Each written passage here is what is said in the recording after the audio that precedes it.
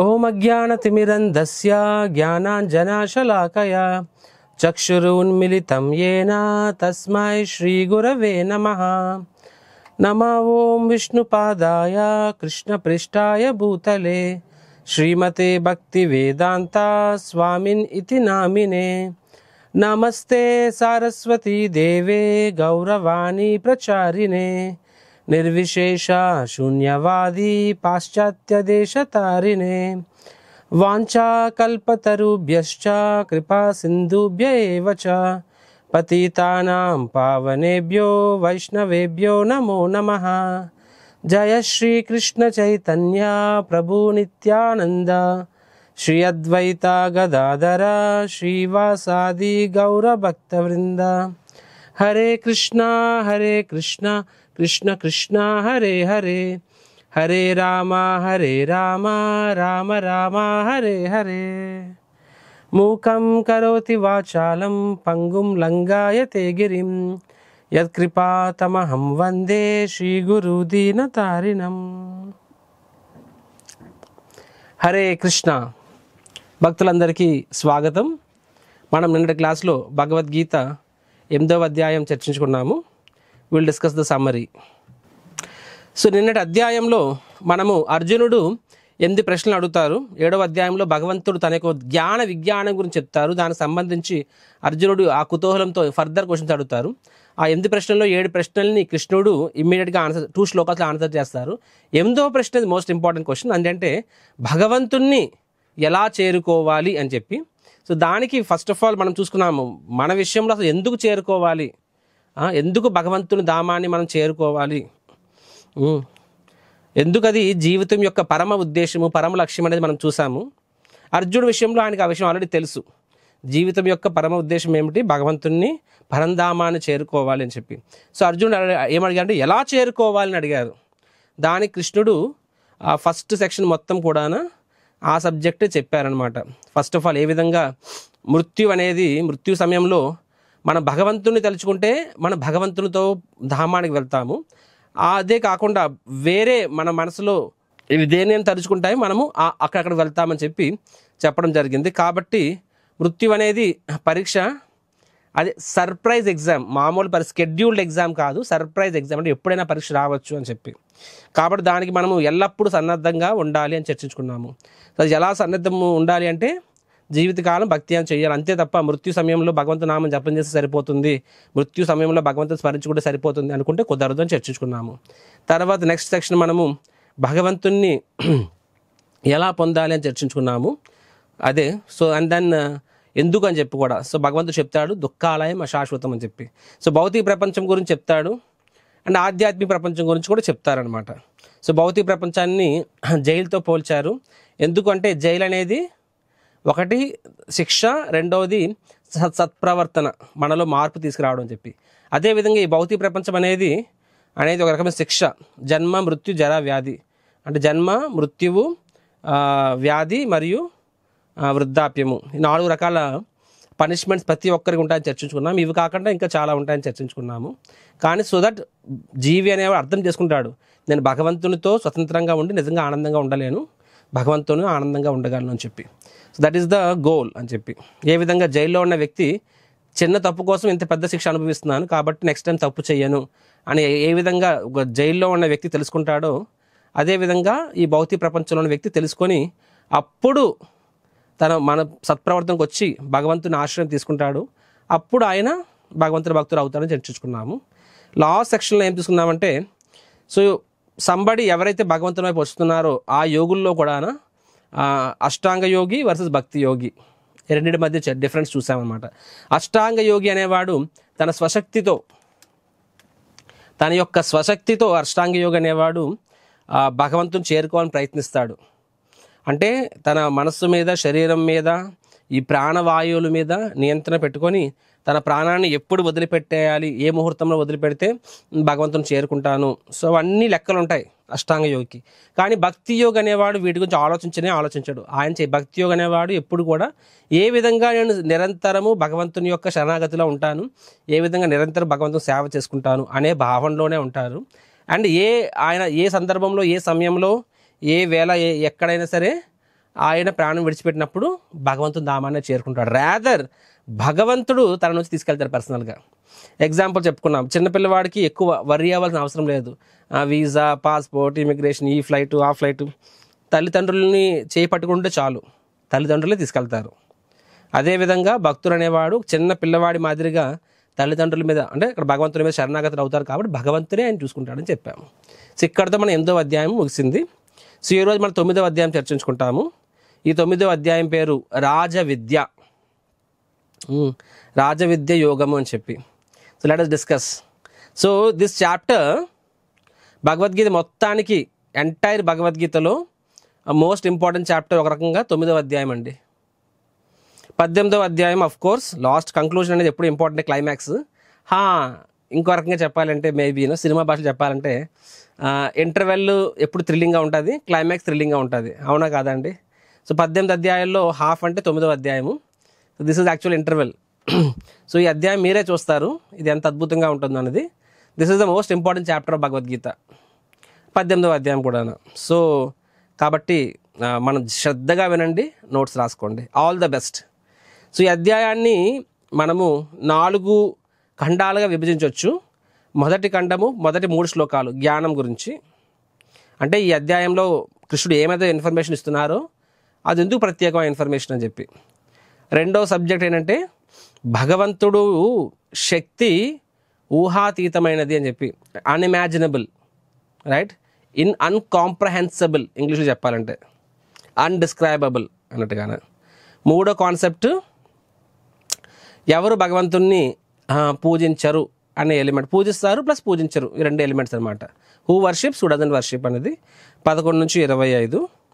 And last section is the ఈ అధ్యాయం మొత్తానికి కూడా లాస్ట్ సెక్షన్ చాలా ఇంపార్టెంట్. అది గ్లోరీస్ ఆఫ్ భక్తి, భక్తి యొక్క మహిమలు. ఇది లాస్ట్ సెక్షన్, రైట్. మనం ఇప్పుడు let us go into it. So భగవంతుడు ఈ అధ్యాయాన్ని డైరెక్ట్గా ఏమని చెప్తున్నారంటే, ఈ అధ్యాయాన్ని రాజవిద్య యోగం అని చెప్తున్నారు కదండి. సో రాజవిద్య రాజగుహ్యం అంటున్నారు. అంటే యాక్చువల్గా ఈ శ్లోకంలో ఫస్ట్ శ్లోకాన్ని ఏమంటారంటే ఇదం గుహ్యతమం అంటారు. ఈ శ్లోకం ఫస్ట్ శ్లోకాన్ని కృష్ణుడు ఏమంటారంటే ఇదం గుహ్యతమం వక్ష్యామి అని చెప్తారు. అంటే ఓ అర్జున, ఇప్పుడు నేను చెప్పబోతున్నది మోస్ట్ సీక్రెట్ అని చెప్తున్నారనమాట, ఈ జ్ఞానం అని చెప్పి. సో ఏంటంట అది మనం చూస్తాం ఇక్కడ. అంటే ఫస్ట్ యాక్చువల్గా గుహ్య అంటే సీక్రెట్, రహస్యం అని చెప్పి. గుహ్యతర అంటే అతి రహస్యమైనది అని చెప్పి. గుహ్యతమ అంటే అత్యంత రహస్యమైనది అని చెప్పి, కరెక్ట్. సో ఇక్కడ ఫస్ట్ ఆఫ్ ఆల్ ఈ గుహ్య జ్ఞానం అనేది కృష్ణుడు సెకండ్ చాప్టర్లో చెప్తున్నారండి. గుహ్యం అంటే దేహము ఆత్మ వాటి యొక్క వ్యత్యాసం.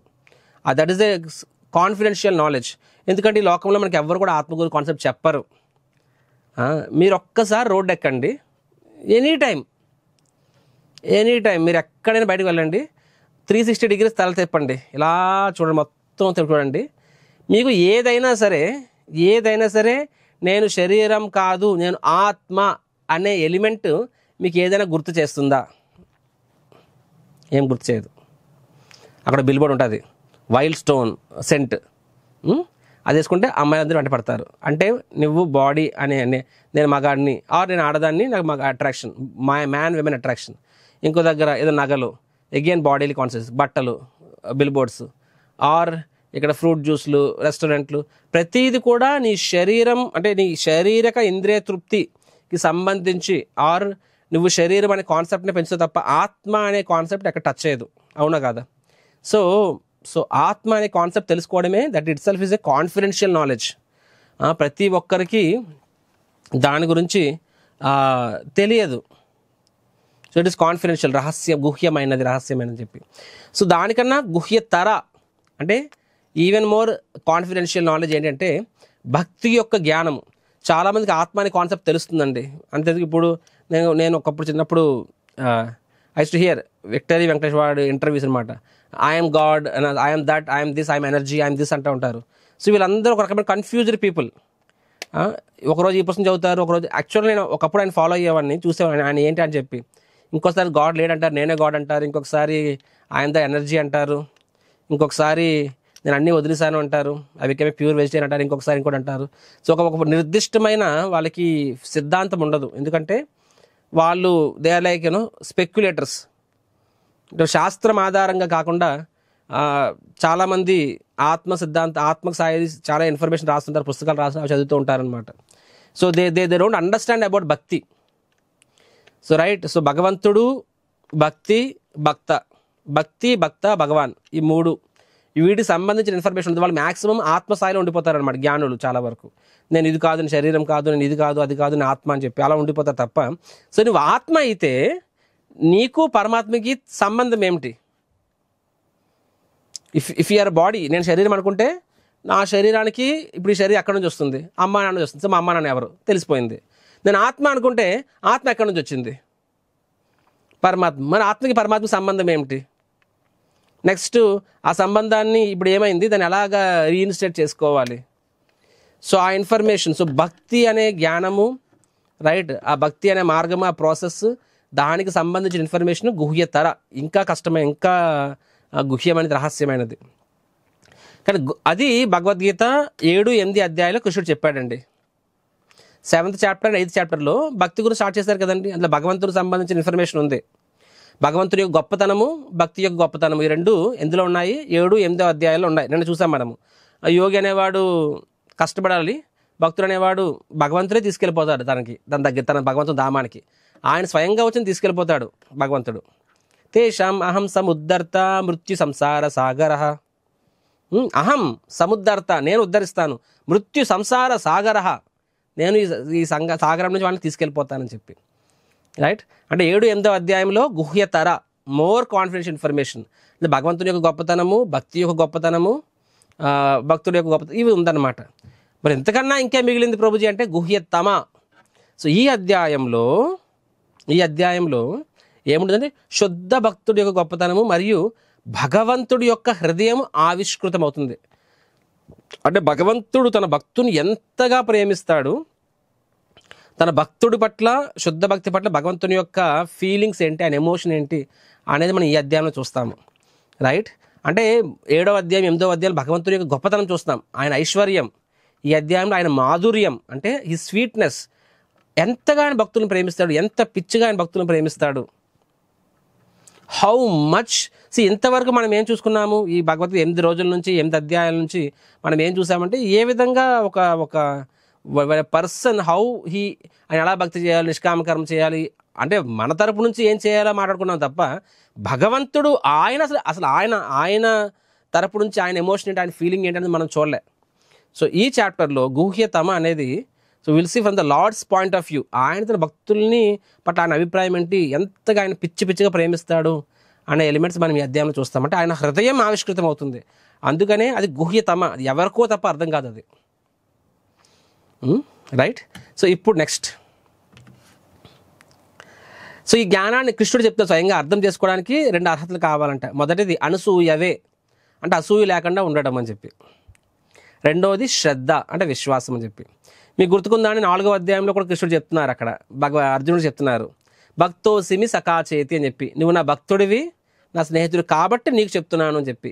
రహస్యత్ ఏతద్ ఉత్తమం అని చెప్పి, ఈ యొక్క రహస్యమైన జ్ఞానాన్ని నీకెందుకు చెప్తున్నానంటే యు ఆర్ మై డివోటీ అని చెప్పారు అక్కడ.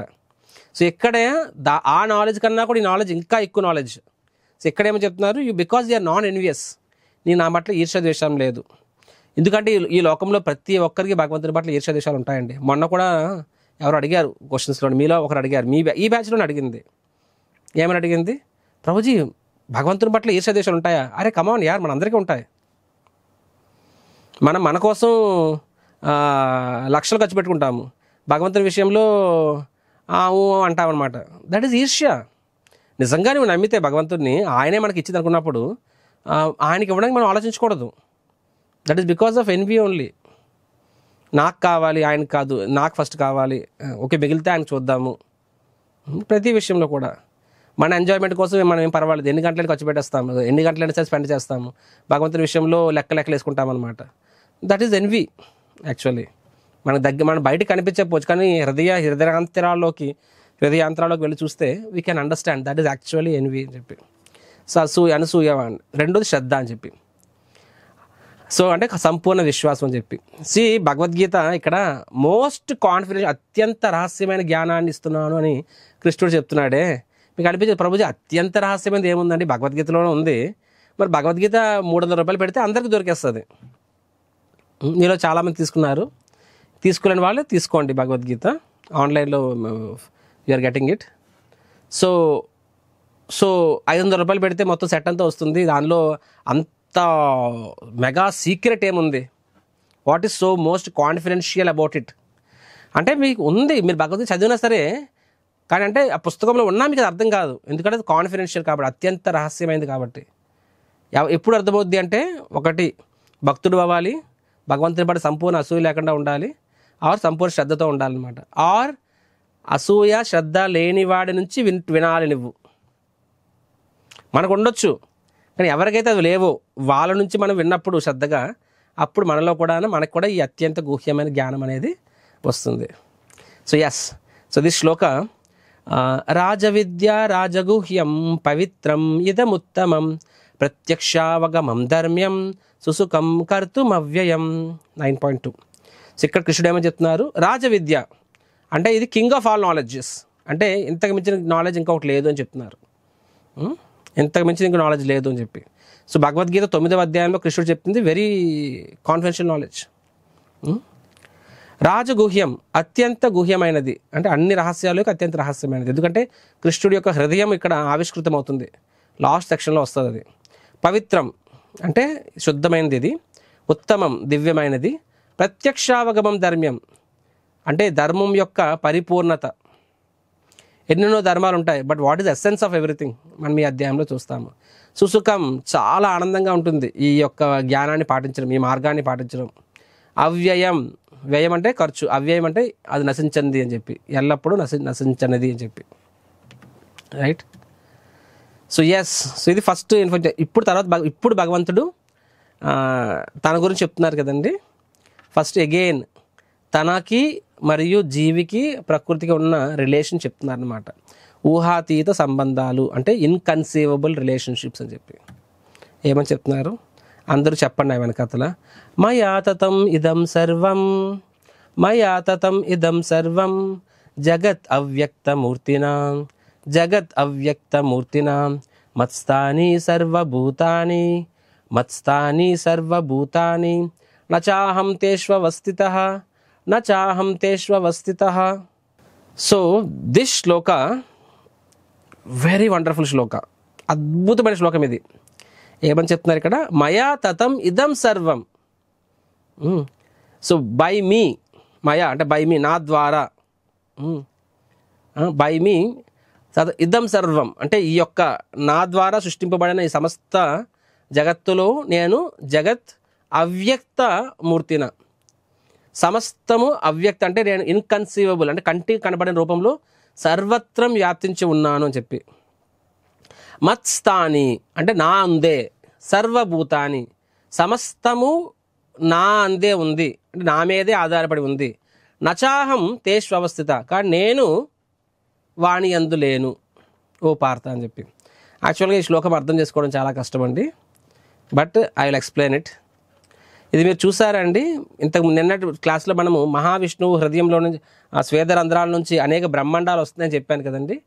ప్రతి బ్రహ్మాండంలో ఇలా ఉంటుంది, ప్రతి బ్రహ్మాండంలో కూడా ఎవరుంటారు, పద్మనాభుడు, ఈయనే గర్భోదక సాయి విష్ణువు అంటారనమాట. ముగ్గురు విష్ణువులు ఉంటారు, మహావిష్ణువు, రెండోది గర్భోదక సాయి విష్ణువు, ఆయన్నే పద్మనాభుడు అంటారు. మూడో విష్ణువు క్షీరోదక సాయి విష్ణువు, ఆయన్నే పరమాత్మ అంటారనమాట. సో గర్భోదక సాయి విష్ణువు ఆయన నాభి నుంచి చూసారా ఇక్కడ బ్రహ్మదేవుడు వస్తున్నారన్నమాట. సో ఆ కాండంలో 14 లోకాలు సృష్టింపబడతాయి. ఈ 14 లోకాలు ఇవి కాకుండా కూడా రైట్ విసి పైన ఈ బ్రహ్మాండాలు బయటన బ్రహ్మజ్యోతి ఉంటుంది, అది వైకుంఠ లోకాలు ఉంటాయి, ఆధ్యాత్మిక లోకాలు ఉంటాయి. So there are many things are there, నరక లోకాలు అన్నీ ఉంటాయి. సో ఇవన్నీ భాగవతంలో వస్తాయండి, గీతలో వీటి గురించి జస్ట్ టచ్ చేసి వదిలేస్తారు. సో ఎసెన్షియల్లీ అంటే భగవంతుడు స్వేదరంధ్రం ఇవన్నీ వస్తున్నాయి, అండ్ ప్రతి దాంట్లో భగవంతుడు గర్భ విష్ణువు వస్తున్నారు, మళ్ళీ లోకాలు వస్తున్నాయి. ఆ లోకాల్లో ప్రతి దానిలో కూడా మళ్ళీ భగవంతుడు పరమాత్మ రూపంలో ప్రతి అణువు పరమాణువులో మళ్ళీ భగవంతుడు ఫర్దర్గా అందులో ప్రవేశిస్తున్నారు. సో ఈ లోకంలో ఉన్న ప్రతి పదార్థంలోని ప్రతి అణువున కూడా భగవంతుడు పరమాత్మ రూపంలో ఉంటున్నారనమాట. రైట్. సో ఇక్కడ భగవంతుడు ఏం చెప్తానంటే, కాబట్టి ఓ అర్జున ఈ సమస్తము నేను వ్యాప్తించి ఉన్నాను. కానీ ఎలా ఉన్నాను? నా శక్తి ద్వారా, వ్యక్తి ద్వారా కాదు. భగవంతుడు వ్యక్తి శక్తి రెండు ఉన్నాయి. ఇప్పుడు ప్రధానమంత్రి గారు ఉన్న ఎగ్జాంపుల్ మీకు ఇస్తానండి. ఇప్పుడు ప్రధానమంత్రి గారు ఉన్నారు. ప్రధానమంత్రి గారు భారతదేశం మొత్తం వ్యాప్తించి ఉన్నారు, అవునా కాదా? సర్వత్రం వ్యాప్తించి ఉన్నారు. ఎలా ఉన్నారంటే తన యొక్క శక్తి ద్వారా ఉన్నారు. ఇప్పుడు సెంట్రల్ మినిస్ట్రీస్ ఉంటాయి, స్టేట్స్, ఫెడరల్ స్టేట్స్ కూడా సెంటర్కే రిపోర్టింగ్ అవ్వాల్సిందే.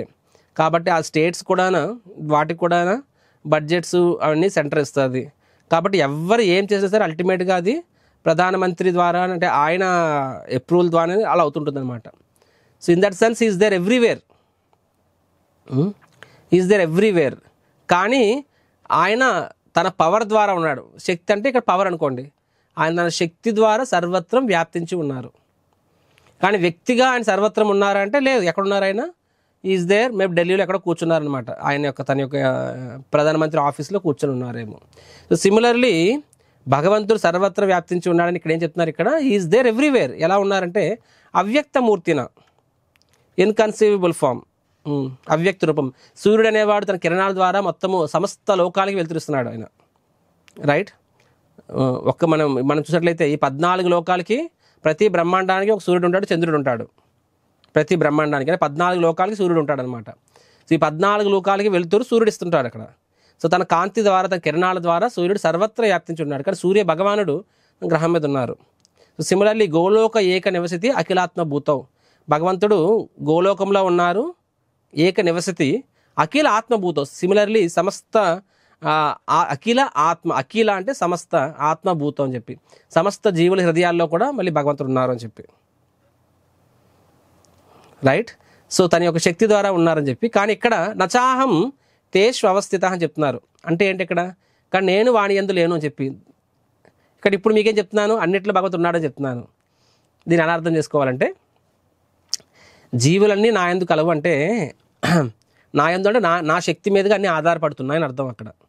మత్స్థాని సర్వభూతాని అంటే మత్స్థాని, నా మీదే ఆధారపడి ఉన్నాయి. ఎందుకంటే అంతెందుకండి, ఇప్పుడు ఈరోజు ప్రతిదీ ఒక ఈ సృష్టిలో ప్రతిదీ, ఇప్పుడు గులాబీ పువ్వు, గులాబీ ఆ రంగు ఎలా వస్తుంది?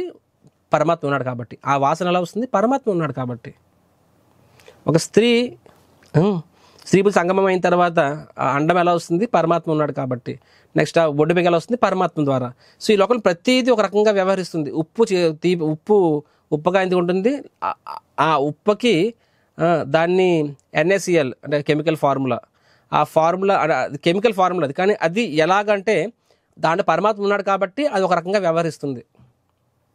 ఈ లోకంలో అనేక బ్రహ్మాండాలు ఉన్నాయి, లోకాలు ఉన్నాయి, ప్లానెట్స్ ఉన్నాయి. అవి ఒకదాన్ని ఒకటి అవన్నీ ఆకాశంలో తేలుతున్నాయి. ఎలా తేలుతున్నాయంటే సైంటిస్టులు ఏమంటారు? దట్ ఈస్ గ్రావిటేషనల్ ఫోర్స్ అంటున్నారు. అంటే తెలుగులో దాన్ని గురుత్వాకర్షణ శక్తి అంటున్నారు, అవునా కాదా? సో ఆ గురుత్వాకర్షణ శక్తిని నువ్వు సృష్టించావా అండి? అంటే అక్కడ ఉన్నదాన్ని కనిపెడుతున్నావు నువ్వు, అంటే దాన్ని యూఆర్ ఫైండింగ్, దానికి ఒక పేరు ఇచ్చావు నువ్వు. దాన్ని న్యూటన్స్ గ్రావిటేషన్ లా అంటున్నారు. మనం చిన్నప్పుడు చదువుకుంటున్నాం Newton's theory of Newton's first law, Newton second law, Newton's gravitation theory అని చెప్పి. న్యూటన్ ఏం కనిపెట్టాడండి దాన్ని? న్యూటన్ ముందు లేదా అది? న్యూటన్ ముందు ఉంది, న్యూటన్ బాబు ముందు ఉంది, న్యూటన్ తాత ముందు ఉంది, న్యూటన్ ముత్తాత ముందు కూడా అవన్నీ ఉన్నాయి. రైట్. అఫ్ కోర్స్ న్యూటన్ గారికి మనం క్రెడిట్ ఇవ్వాలి. ఆయన భగవంతుని యొక్క ఆ శక్తిని ఈ లోకానికి చెప్పాడు కాబట్టి we have to credit, agreed. But ఆ ఉన్నదాన్ని చెప్పినందుకే ఆయనకి అంత మనం బిరుదిస్తున్నప్పుడు దాన్ని సృష్టించిన వాడికి మనం ఎంత బిరుదు ఇవ్వాలండి? హౌ ఇట్ హ్యాపెన్స్ అంటే ఎలాగ అవుతుందండి? అది ఎలాగైంది? సో ఈ లోకంలో ప్రతీది కూడా చూసినట్లయితే అది ఒక రకంగా పనిచేస్తుంది. సముద్రాలు ఒక స్థాయి దాటవు, అలాగే ఉంటాయి. ఋతువులు అనేవి అదే ఆర్డర్లో వస్తూ ఉంటాయి. తద్వారా మనుగడ సాధ్యమవుతుంది. ఎండాకాలం అవసరం బతకడానికి, వర్షాకాలం అవసరం, చలికాలం అవసరం. సో 3 ఋతువులు ఒక పద్ధతిగా వస్తుంటాయి. సో ప్రతీదీ ఒక రకంగా ప్రవర్తిస్తుంది అంటే ఈ లోకంలో అది బికాస్ పరమాత్మ అందులో ఉన్నాడు కాబట్టి ఆయన ఆధారంగానే ఈ విశ్వం మనుగడ సాగిస్తుంది.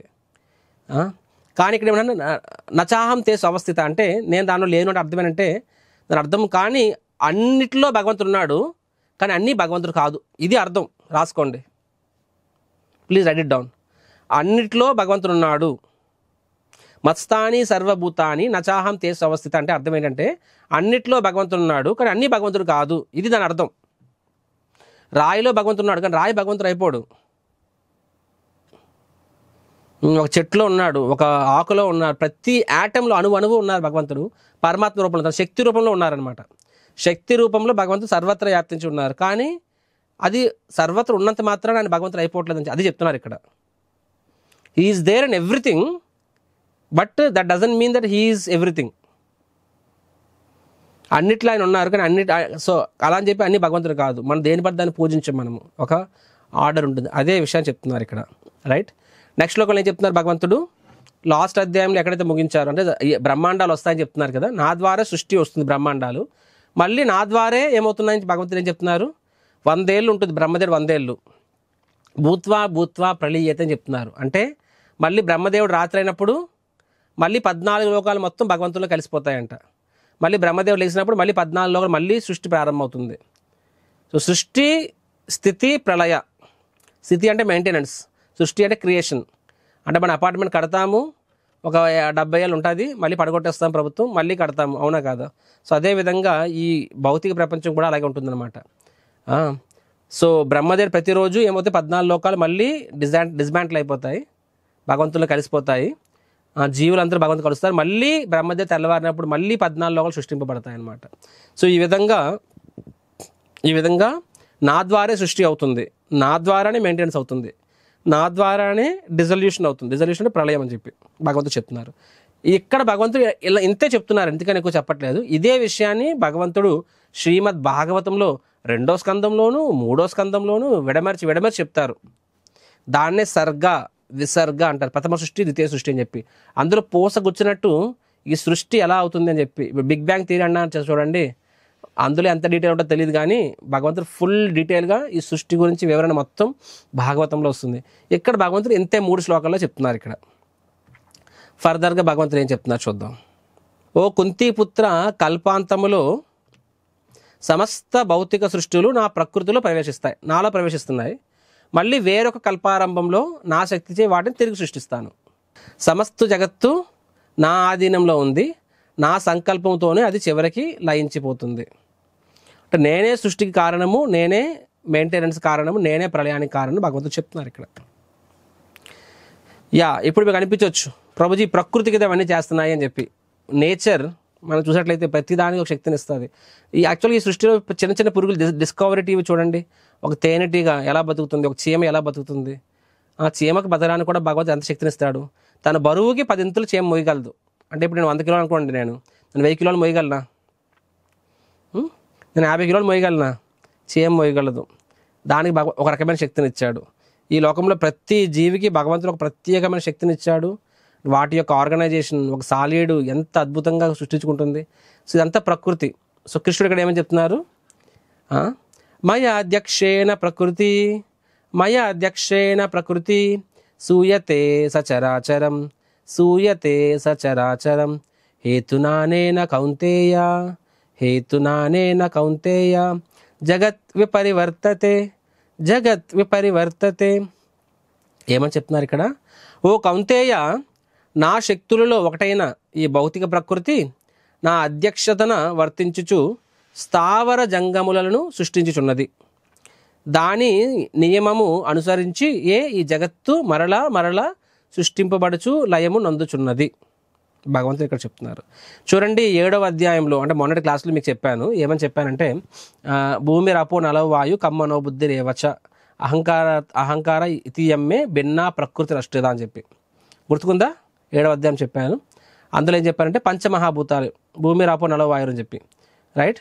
భూమి, నీరు, నిప్పు, గాలి, ఆకాశం, ఈ 5 పంచమహాభూతాలు, రైట్. మళ్ళీ మనోబుద్ధి రేవచ్చు అని చెప్పి మనస్సు, బుద్ధి, అహంకారం, ఈ 3 ఏంటంటే సూక్ష్మ భూతాలు అనమాట.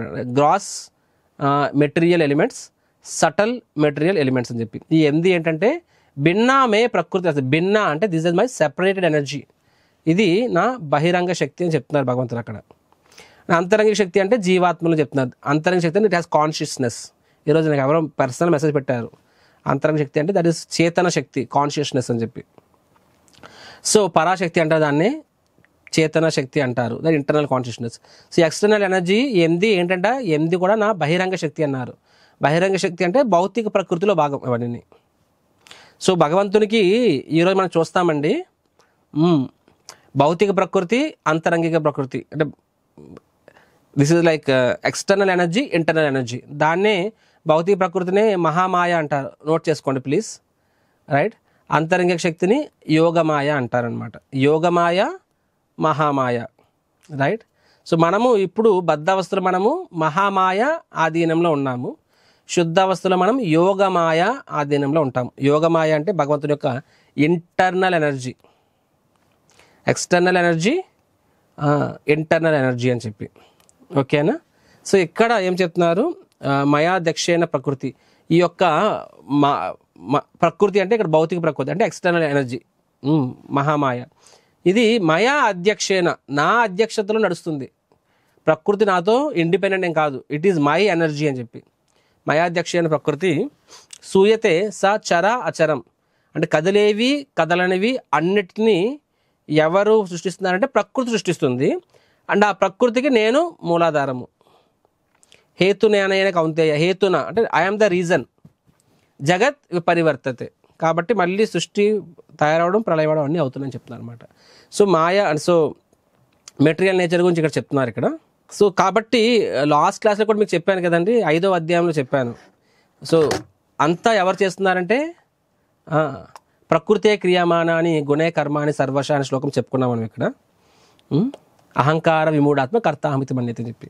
సో జీవి అనేవాడు కోరుకుంటాడు అంతే, అంటే తన ప్రయత్నం మాత్రమే చేయగలడు. ఆ ప్రయత్నాన్ని కోరిక అంటాం. అంటే నీ కోరుకుంటే దాన్ని నువ్వు చేయాలనుకుంటే ట్రై చేస్తావు. సో తర్వాత భగవంతుడు దాన్ని శాంక్షన్ అంటే ఎస్ అనో శాంక్షన్ చేస్తారు, ఆర్ ఈ రిజెక్ట్స్ ఇట్, ఈ sanctions it, approves it, right. దేని ఆధారంగా, నీ కోరిక అంటే వెదర్ యువర్ డిజైర్ అండ్ నీ యొక్క కర్మానుసారంగా డిజర్వ్ అంటే యోగ్యత, నీ కోరిక మరియు నీ యోగ్యత ఆధారంగా ఎస్ ఆ నో అనేది భగవంతుడు డిసైడ్ చేస్తారనమాట, రైట్. అండ్ ప్రకృతి ఏం చేస్తుంది, తదనుగుణంగా ఆ ప్రకృతి కార్యరూపం చేస్తుంది అనమాట. So who is the doer, ప్రకృతి ఈజ్ ద డూవర్ ఒక లెవెల్లో. సో యాక్చువల్గా ఇప్పుడు ఏదైనా అయింది అనుకుంటే, ఇప్పుడు ఫర్ ఎగ్జాంపుల్ నువ్వు ఒక పెద్ద బిజినెస్ పెట్టి సక్సెస్ అయ్యావు, 100 కోట్లు గడించావు నువ్వు. సో ఎవరు కారణం అంటే దానికి ఏంటి ఆన్సర్, ఇమ్మీడియట్ రీజన్ ఎవరు, నువ్వే. నీకు కంటికి కనిపించేది నువ్వే. నువ్వు కష్టపడ్డావు, ప్లాన్లు వేసుకున్నావు, డయాగ్రామ్ గీసావు, టీం తయారు చేసుకున్నావు, కింద మీద పడ్డావు. So you are the immediate reason, agreed, you are the one of the doer. ముగ్గురు కర్తలో నువ్వు ఒక కర్తవు అంతే. అండ్ ఫస్ట్ ఇమ్మీడియట్గా అంటే కంటికి కనిపించేది ఫస్ట్ నువ్వు, immediate reason. Next intermittent reason. Intermittent అంటే మధ్య కారణము. ఇంటర్మిటెంట్ రీజన్ ఏంటంటే ప్రకృతి. ప్రకృతి ఆడిస్తుంది నిన్ను, అది ఆడిస్తుంది, నీ చుట్టుపక్కల వాటిని కూడా ఆడిస్తుంది. అన్నీ అనుకూలంగా పడ్డాయి కాబట్టే నువ్వు చేయగలిగావు. సో ఇంటర్మిటెంట్ రీజన్ ప్రకృతి. Ultimate reason is God. భగవంతుడు సై అన్నాడు కాబట్టి సై, భగవంతుడు నై అంటే నై. భగవంతుడు సై అన్నాడు కాబట్టి సై అన్నాడు కాబట్టి ప్రకృతికి సహకరించింది.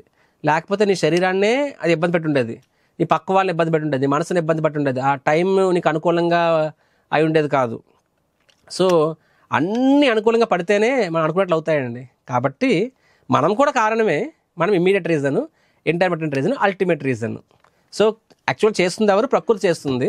చేపిస్తుంది ఎవరు, భగవంతుడు చేపిస్తున్నాడు. మనం ఏమిట్రా అంటే మనం యాక్టర్స్ అనమాట. మన ప్రయత్నం మనం చేస్తున్నాము.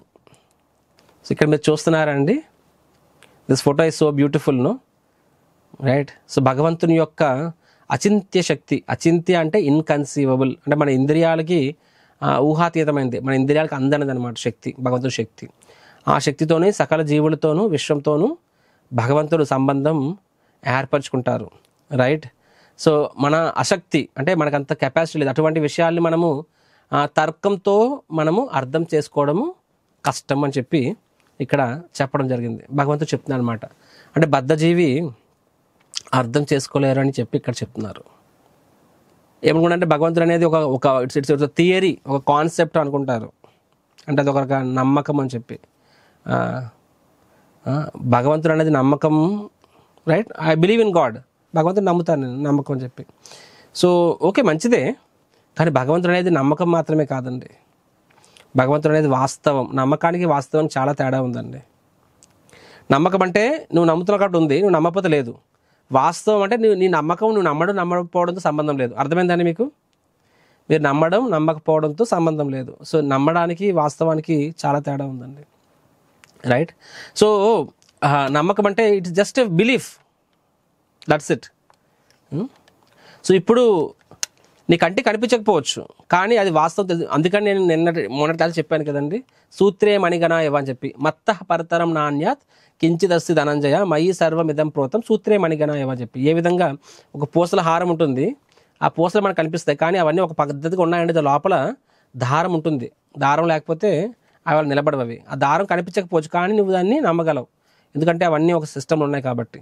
సిమిలర్లీ సో అది సో లోపల దారం ఉంది అన్నది నమ్మకమా అది వాస్తవమా? మీరే చెప్పండి. అది నమ్మకమా వాస్తవమా చెప్పండి మీరే. అది వాస్తవం కదా. సిమిలర్లీ ఇప్పుడు మనం ఉన్నాము, మీ మదర్ మిమ్మల్ని ప్రేమిస్తున్నారు. My mother loves me. అది నమ్మకమా వాస్తవం అంటే అది నమ్మకం కాదండి, నమ్మకం మాత్రం అది వాస్తవం. అది ప్రేమించకపోతే ప్రతిరోజు నీ కోసము పుట్టిన దగ్గర నుంచి నీ యోగక్షేమాలు చూసుకుంటూ, చిన్నప్పటి నుంచే నీ ఆరోగ్యం, తర్వాత నీ విద్య, తర్వాత నీ యొక్క భవిష్యత్తు, నీ చదువు, నీకు ఫ్యూచర్ కెరియర్, నీకు మ్యారేజ్, తర్వాత ఎవ్రీథింగ్ ఎందుకు చేస్తారండి? నువ్వేమైనా ఆడికి జీతం ఇస్తున్నావా, ఏమైనా ఇస్తున్నావా? తల్లి ఎంత చేస్తుందండి? ఏ తల్లి అయినా సరే ముందు పిల్లలకి పెట్టి, భర్తకి పిల్లలకి పెట్టి తను తీసుకుంటుంది. I can tell this, at least I can see. నేను మా ఇంటి విషయాలు చూసుకుంటే ఏ రోజు కూడా మా మదర్ ఏది వండినా సరే ఫస్ట్ మా అందరికి పెట్టేది, మా ముగ్గురు అన్నదమ్ములు పెట్టేది, మా నాన్నగారికి పెట్టేది, తర్వాత అంత లాస్ట్ మిగిలితే తినేది. అదర్వైజ్ ముందు రోజు ఉండేది, ఆ ముందు పూట ఉండేది, తను తినేది, చల్లది మాకు పెట్టేది కాదు. అమ్మ మాకు పెట్టండి అందరు కలిపి తీసుకుందామంటే నో, ఆవిడ ముందు పూటదే తినేది, మాకు వేడి పెట్టేది. ఎన్నిసార్లు చెప్పినా సరే అలాగే అనమాట. సో మాకు అనిపిస్తుంది పిచ్చిదని చెప్పి, కానీ ఆవిడకి అందులో ఉండే ఆనందం వేరే.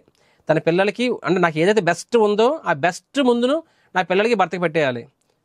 సో అందులో ఉండే ఆనందము, ఆ బెస్ట్ తను తీసుకోవడం వాళ్ళకి ఉండదు. భర్తకి పిల్లలకి పెట్టాలి ఉండే ఆనందం తనకు తీసుకోవడం ఉండదు వాళ్ళకి. అది సో టిపికల్గా ఇండియన్ విమెన్, ఇండియన్ మదర్స్ ఇలాగే ఉంటారు మోర్ ఆర్ లెస్. సో వాళ్ళకి అందులోనే ఆనందం అది. కాబట్టి సో ఎక్స్ప్రెస్ ఎక్కడ రాసలేదు అక్కడ, అది యూ కాంట్ ప్రూవ్ ఇట్. కానీ అది సో మా మదర్ నన్ను ప్రేమిస్తుంది అంటే అది నమ్మకమా లేకపోతే వాస్తవమా? అది వాస్తవం. అది we can see it. So similarly ఆడ ఎక్స్ప్రెస్ చెప్పదు ఐ లవ్ యూ అని ఏ తల్లి చెప్పదు ఇండియాలోని. But then we know actually వాళ్ళ లవ్ కాదు, వాళ్ళ లైఫే మనము, right? So that we can easily understand that. So similarly భగవంతుడు అనేవాడు కూడా అది కేవలం నమ్మకం మాత్రమే కాదు, అది వాస్తవం. అది రైట్, అర్థం చేసుకోవాలి. బట్ సేమ్ టైం కానీ దాన్ని మనము అది వాస్తవం అని మన పరిస్థితులు చూసి తెలుసుకోవచ్చు. కానీ బట్ హ్యావింగ్ సెడ్ దట్ భగవంతుని యొక్క గొప్పతనం అనేది మనకి పూర్తిగా మన లాజిక్ ద్వారా మనం అర్థం చేసుకోవాలనుకుంటే, మన హార్ట్ ద్వారా లాజిక్ ద్వారా అర్థం చేసుకోవాలనుకుంటే ఒక పరిమితికి మించి మనం అర్థం చేసుకోలేకపోవచ్చు. ఇక్కడ భగవంతుడు అదే విషయాన్ని చెప్తున్నారండి. ఏమని చెప్తున్నారంటే, నువ్వు నన్ను లాజికల్గా అర్థం చేసుకోవాలనుకుంటే ఒక పాయింట్ తర్వాత నువ్వు సమ్మోహితుడు అయిపోతావని చెప్తున్నారనమాట. యూ విల్ గెట్ బివిల్డెడ్ అని చెప్పి. ఎగ్జాంపుల్ ఇవ్వచ్చు మనము. ఏంటంటే ఒక నూతిలో ఒక కప్పు ఉంది. జాగ్రత్త వినండి, మంచి స్టోరీ ఇది. నూతిలో కప్పు ఉంది.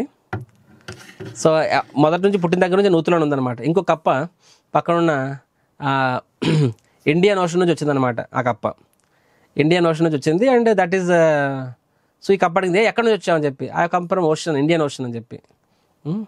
హిందూ మహాసముద్రం తెలుగులో అంటారు కదా, హిందూ మహాసముద్రం. అచ్చా, ఎప్పుడు వినలేదే అది, ఎక్కడ ఉంటుంది అంటే it is there some little far of.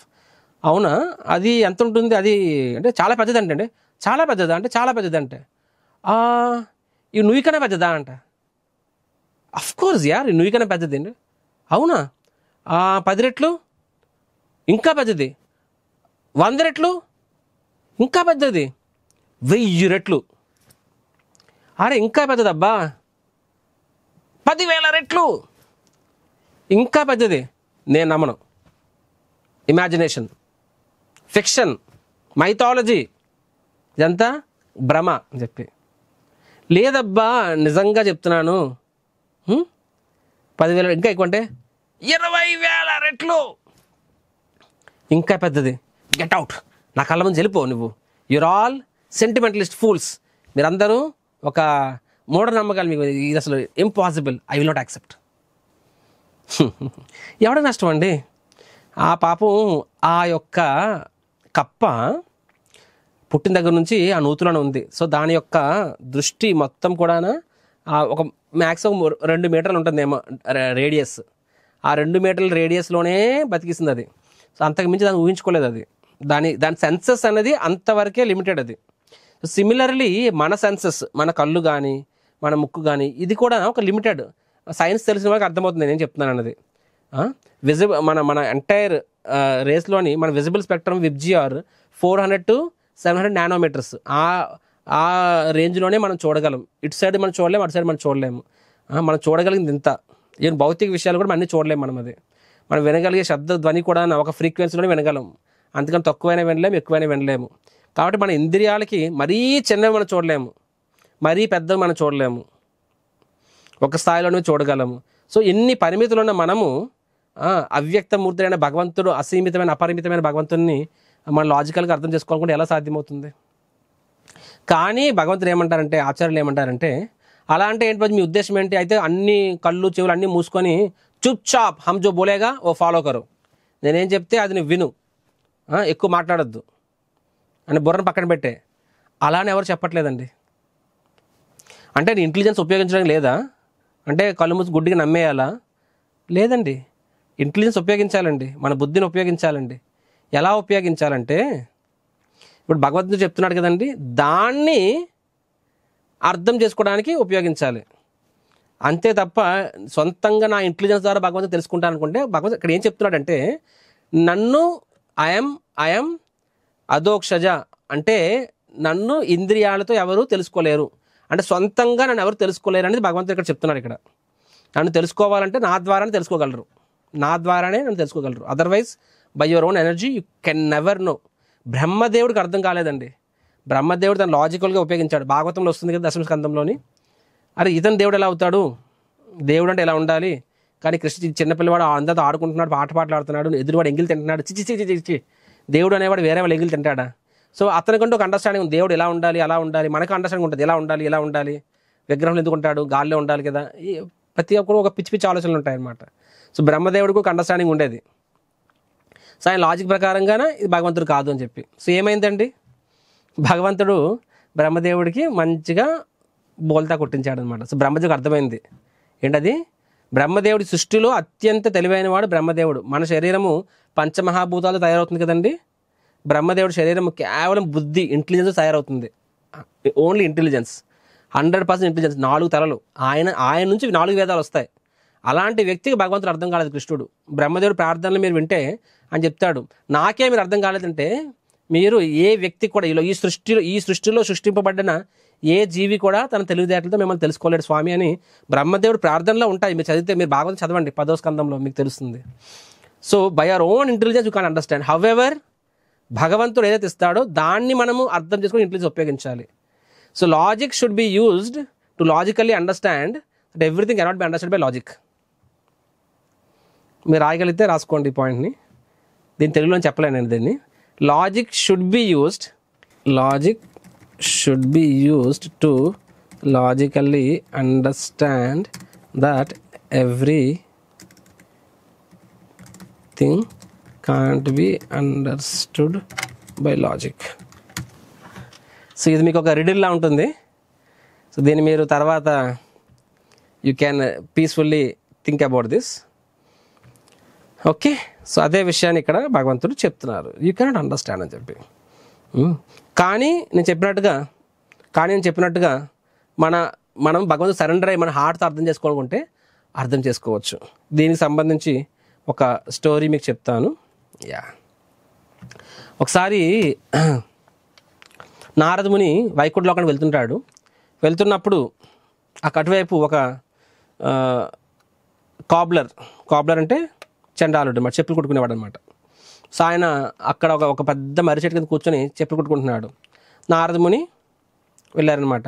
First బ్రాహ్మణుడు తారసపడమని యజ్ఞం చేస్తుంటాడు. ఆయన వేద మంత్రాలు పఠిస్తూ ఉంటాడు అనమాట. అడుగుతాడు, ఓ నారద ఎక్కడికి వెళ్తున్నావు? వైకుంఠ లోకానికి. అవునా, సరే అయితే అక్కడ వెళ్ళినప్పుడు శ్రీ విష్ణువుని అడగండి, నేను ఎప్పుడు తిరిగి తన ధామానికి చేరుకుంటా కనుక్కొని చెప్పును అని అంటారనమాట. నారదముని సరే అంటారు. ఫర్దర్గా వెళ్తున్నప్పుడు ఆ చండాలుడు కనిపిస్తారట. నారదమునికి ప్రణామం చేస్తారు. ప్రణామం చేసి అంటారు, ఓ స్వామి మీ యొక్క దర్శన భాగ్యం మా అదృష్టం అని చెప్పి. అప్పుడు నారదముని అంటారు, సరే నేను వైకుంఠ లోకానికి వెళ్తాను, మీకు ఏదైనా ప్రార్థన ఉంటే చెప్పండి, నేను శ్రీ విష్ణువుని అడుగు చెప్తానని చెప్పి. దానికి ఆ కాబ్లర్ అంటాడు, నాకేం కోరికలు లేదు స్వామి, భగవంతుడు నన్ను చల్లగా చూసుకుంటున్నాడు, కానీ ఆయనకు అడుక్కోండి, నేను అంత అధముడిని పాపాత్ముడిని నేను, సో ఎప్పుడు తిరిగి ఆయన చేరుకోగలను అని చెప్పి కనుక్కోండి అంటారు అనమాట. సరే అంటారు నారదముని. ఇద్దరు ఒకే ప్రశ్న అడుగుతారు. So Naradamuni as usual Vaikuntha లోకానికి వెళ్తారు. అక్కడ నారాయణుని దర్శనం చేసుకున్న తర్వాత వెళ్ళిపోతూ అడుగుతారనమాట, భూలోకంలో ఏంటి సంగతులు అంటే, ఇద్దరిని కలిశాను, వాళ్ళిద్దరూ ఒకే ప్రశ్న అడిగారు, ఆ బ్రాహ్మణుడు మరియు చండాలుడు వాళ్ళు ఎప్పుడు మిమ్మల్ని చేరుకుంటారు అని చెప్పి. దానికి నారాయణ నవ్వుతూ అంటారనమాట, సో ఆ బ్రాహ్మణుడికి కనీసం 100 జన్మలు పడుతుంది, అండ్ ఆ కాబ్లర్ ఈ జన్మలో నేను చేరుకుంటాడు అని చెప్పి.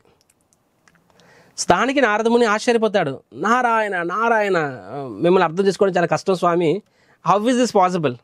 ఎందుకంటే ఒక రకంగా ఆయన శాస్త్రాలు చదువుతున్నాడు, వేద మంత్రాలు పఠిస్తున్నాడు అంతా, ఈ వ్యక్తి ఓకే తన పంతం చేసుకుంటున్నాడు, కానీ అది డైరెక్ట్గా భక్తి ఏం కాదు అది, so how is it possible అని మనసులో ఉందన్నమాట. నాకు ఇది అర్థం కావట్లేదు స్వామి చెప్పండి అంటే, నాకు నారాయణ అంటాడు, నారద డోంట్ బీ స్మార్ట్, మీకు తెలియదంటూ ఏముండదు, మీకు అంతా అర్థమవుతుందని మీకు అర్థమైందని నాకు అర్థమైంది, కానీ నా నుంచి ఎందుకు చెప్పించుకుంటావు, డైరెక్ట్గా నువ్వే కిందకి వెళ్తావు కదా, వెళ్ళి ఒక పని చెప్పండి, వాళ్ళకి వెళ్ళి ఇప్పుడు నేను ఏదైతే సమాధానం ఇచ్చానో అది చెప్పండి. వాళ్ళు అడిగారు, ఒకవేళ నారాయణుడు వైకుంఠ లోకంలో ఏం చేస్తున్నారు అని అడిగితే ఏం చెప్తారు, సూది గుండు ఆ కన్నంలో ఏనుగుని పంపిస్తున్నారు అని చెప్పండి అంటారనమాట. సరే అని చెప్పి నారదుని వెళ్తాడు, యాజ్ యూజువల్గా వెళ్తారు. ఫస్ట్ బ్రాహ్మణుడు కనిపిస్తారు, సో నారద వైకుంఠంకి వెళ్ళావా? వెళ్ళొచ్చాను. సరే శ్రీ మహావిష్ణువుని నా ప్రశ్న అడిగాను, ఏమని చెప్పారు? నీకు కనీసం 100 జన్మలు పడుతుందని చెప్పారు. వాట్ నాన్ సెన్స్, నాకు 100 జన్మలు పడడం ఏంటి, నేను చతుర్వేదిని, నాకు వేద మంత్రాలు మొత్తం లెఫ్ట్ అండ్ రైట్ మొత్తం నాకు అన్నీ వచ్చును.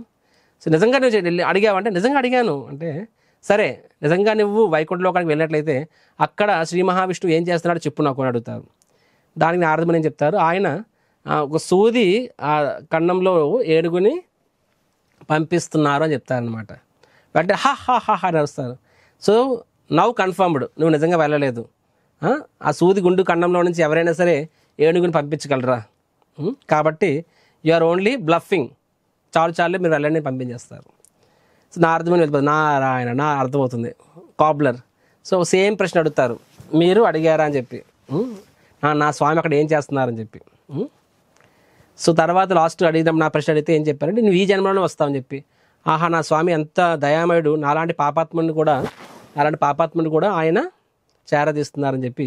అప్పుడు అడుగుతారు, ఇంతకీ నా స్వామి అక్కడ ఏం చేస్తున్నారు అని చెప్పి చెప్తారు, ఇలాగ సూది కన్నంలో నుంచి ఏనుగుని పంపిస్తున్నారని చెప్పి.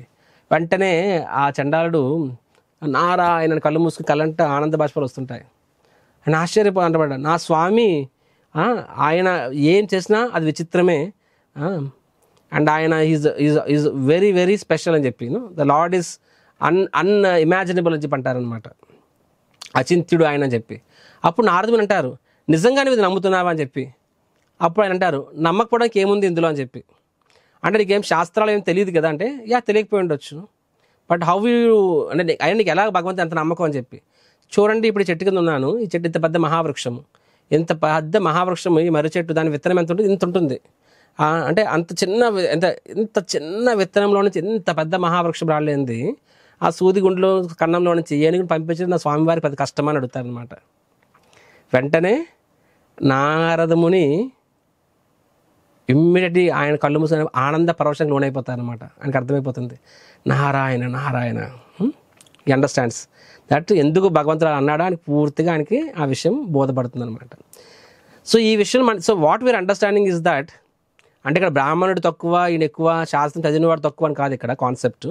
శాస్త్రం మనం అధ్యయనం చేయాలి, కానీ అది మనము విశ్వాసంతోనూ భగవంతుని ఆశ్రయం తీసుకొని ఆయన గొప్పతనం తెలుసుకొని ఆ భావనలో మనం చదవాలి. కానీ నీ తర్కాన్ని మాత్రమే నమ్ముకుంటే, ఆ బ్రాహ్మణుడు తర్కాన్ని నమ్ముకున్నాడు రైట్, ఆయన వినయంగా లేడు ఆయన, తద్వారా ఆయన కొన్ని విషయాలు ఆయనకి he could not accept some things. ఇది ఎలా సాధ్యం, maybe scriptures are this is fake, ఇది ఎలా సాధ్యం, అది ఎలా సాధ్యం ఇలాగా సమ్టైమ్ పీపుల్ డౌట్స్ యాక్చువల్లీ. ఇండియాలో ఒక పెద్ద ఉన్నారు, ఆయనకి అంటే ఇండియాలో గ్రేటెస్ట్ పర్సన్. సో ఆయన్ని అరే మీరు ఎప్పుడు చేతిలో భగవద్గీత పెట్టుకుంటారు కదా, కృష్ణుడిని భగవద్గీతని, ఆ కృష్ణుడిపై ఎన్ని వేల మంది స్త్రీలతో నృత్యం చేశాడు, అది ఎలాగంటే నేను నమ్మను అన్నాడు అనమాట ఆయన. ఐ డోంట్ బిలీవ్, నా దేవుడు వేరే స్త్రీలతో నృత్యం చేసి నమ్మను, ఒకవేళ నిజంగా నృత్యం చేస్తుంటే నాకు అలాంటి దేవుడు వద్దు అన్నారనమాట.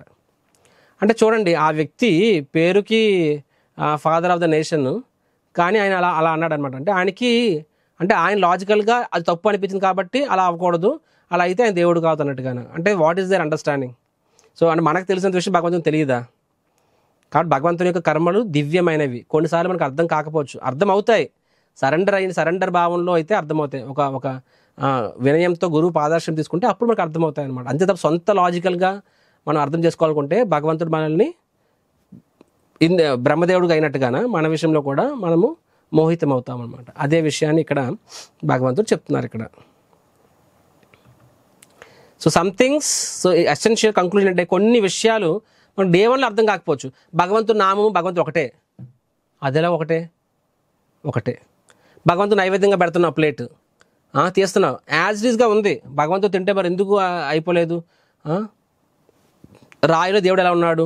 ప్రతిదానికి ఆన్సర్ ఉందండి, లేదని కాదు, కానీ తర్కానికి పోతూ ఉంటే ఎప్పటికీ నువ్వు అర్థం చేసుకోలేవు.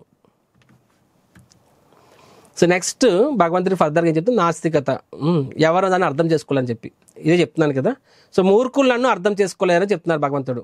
అవజానంతి మామూడా మానుషిం తనమాశ్రితం పరంభావ మజానంతో మమ భూత మహేశ్వరం. భగవంతుడు ఏమంటున్నారంటే, సర్వమునకు పరంప్రభు అయిన నా దివ్యత్వము వారు ఎరుగుక నేను మానవ రూపమున అవతరించినప్పుడు మూఢులు నన్ను అపహాస్యం చేస్తారంటున్నారు. అంటే వీళ్ళు ఎంత మూర్ఖులు అంటే వీళ్ళు నెక్స్ట్ ఏం చెప్తున్నారు? సో ఆ విధంగా వాళ్ళు ఏమవుతారు, వాళ్ళు ఎప్పటికీ భగవంతుని తెలుసుకోలేరు అని చెప్పి వాళ్ళు నిజంగా శాస్త్రాలు చదివినా సరే అవన్నీ వ్యర్థము అని చెప్తున్నారు భగవంతుడు ఇక్కడ. ఎందుకంటే ఎందుకు వ్యర్థమంట? మానుషిం తను ఆశ్రితం. వాళ్ళు ఏమనుకుంటారు, భగవంతుడు కూడా మనలాంటి వాడే అనుకుంటారంట వాళ్ళు.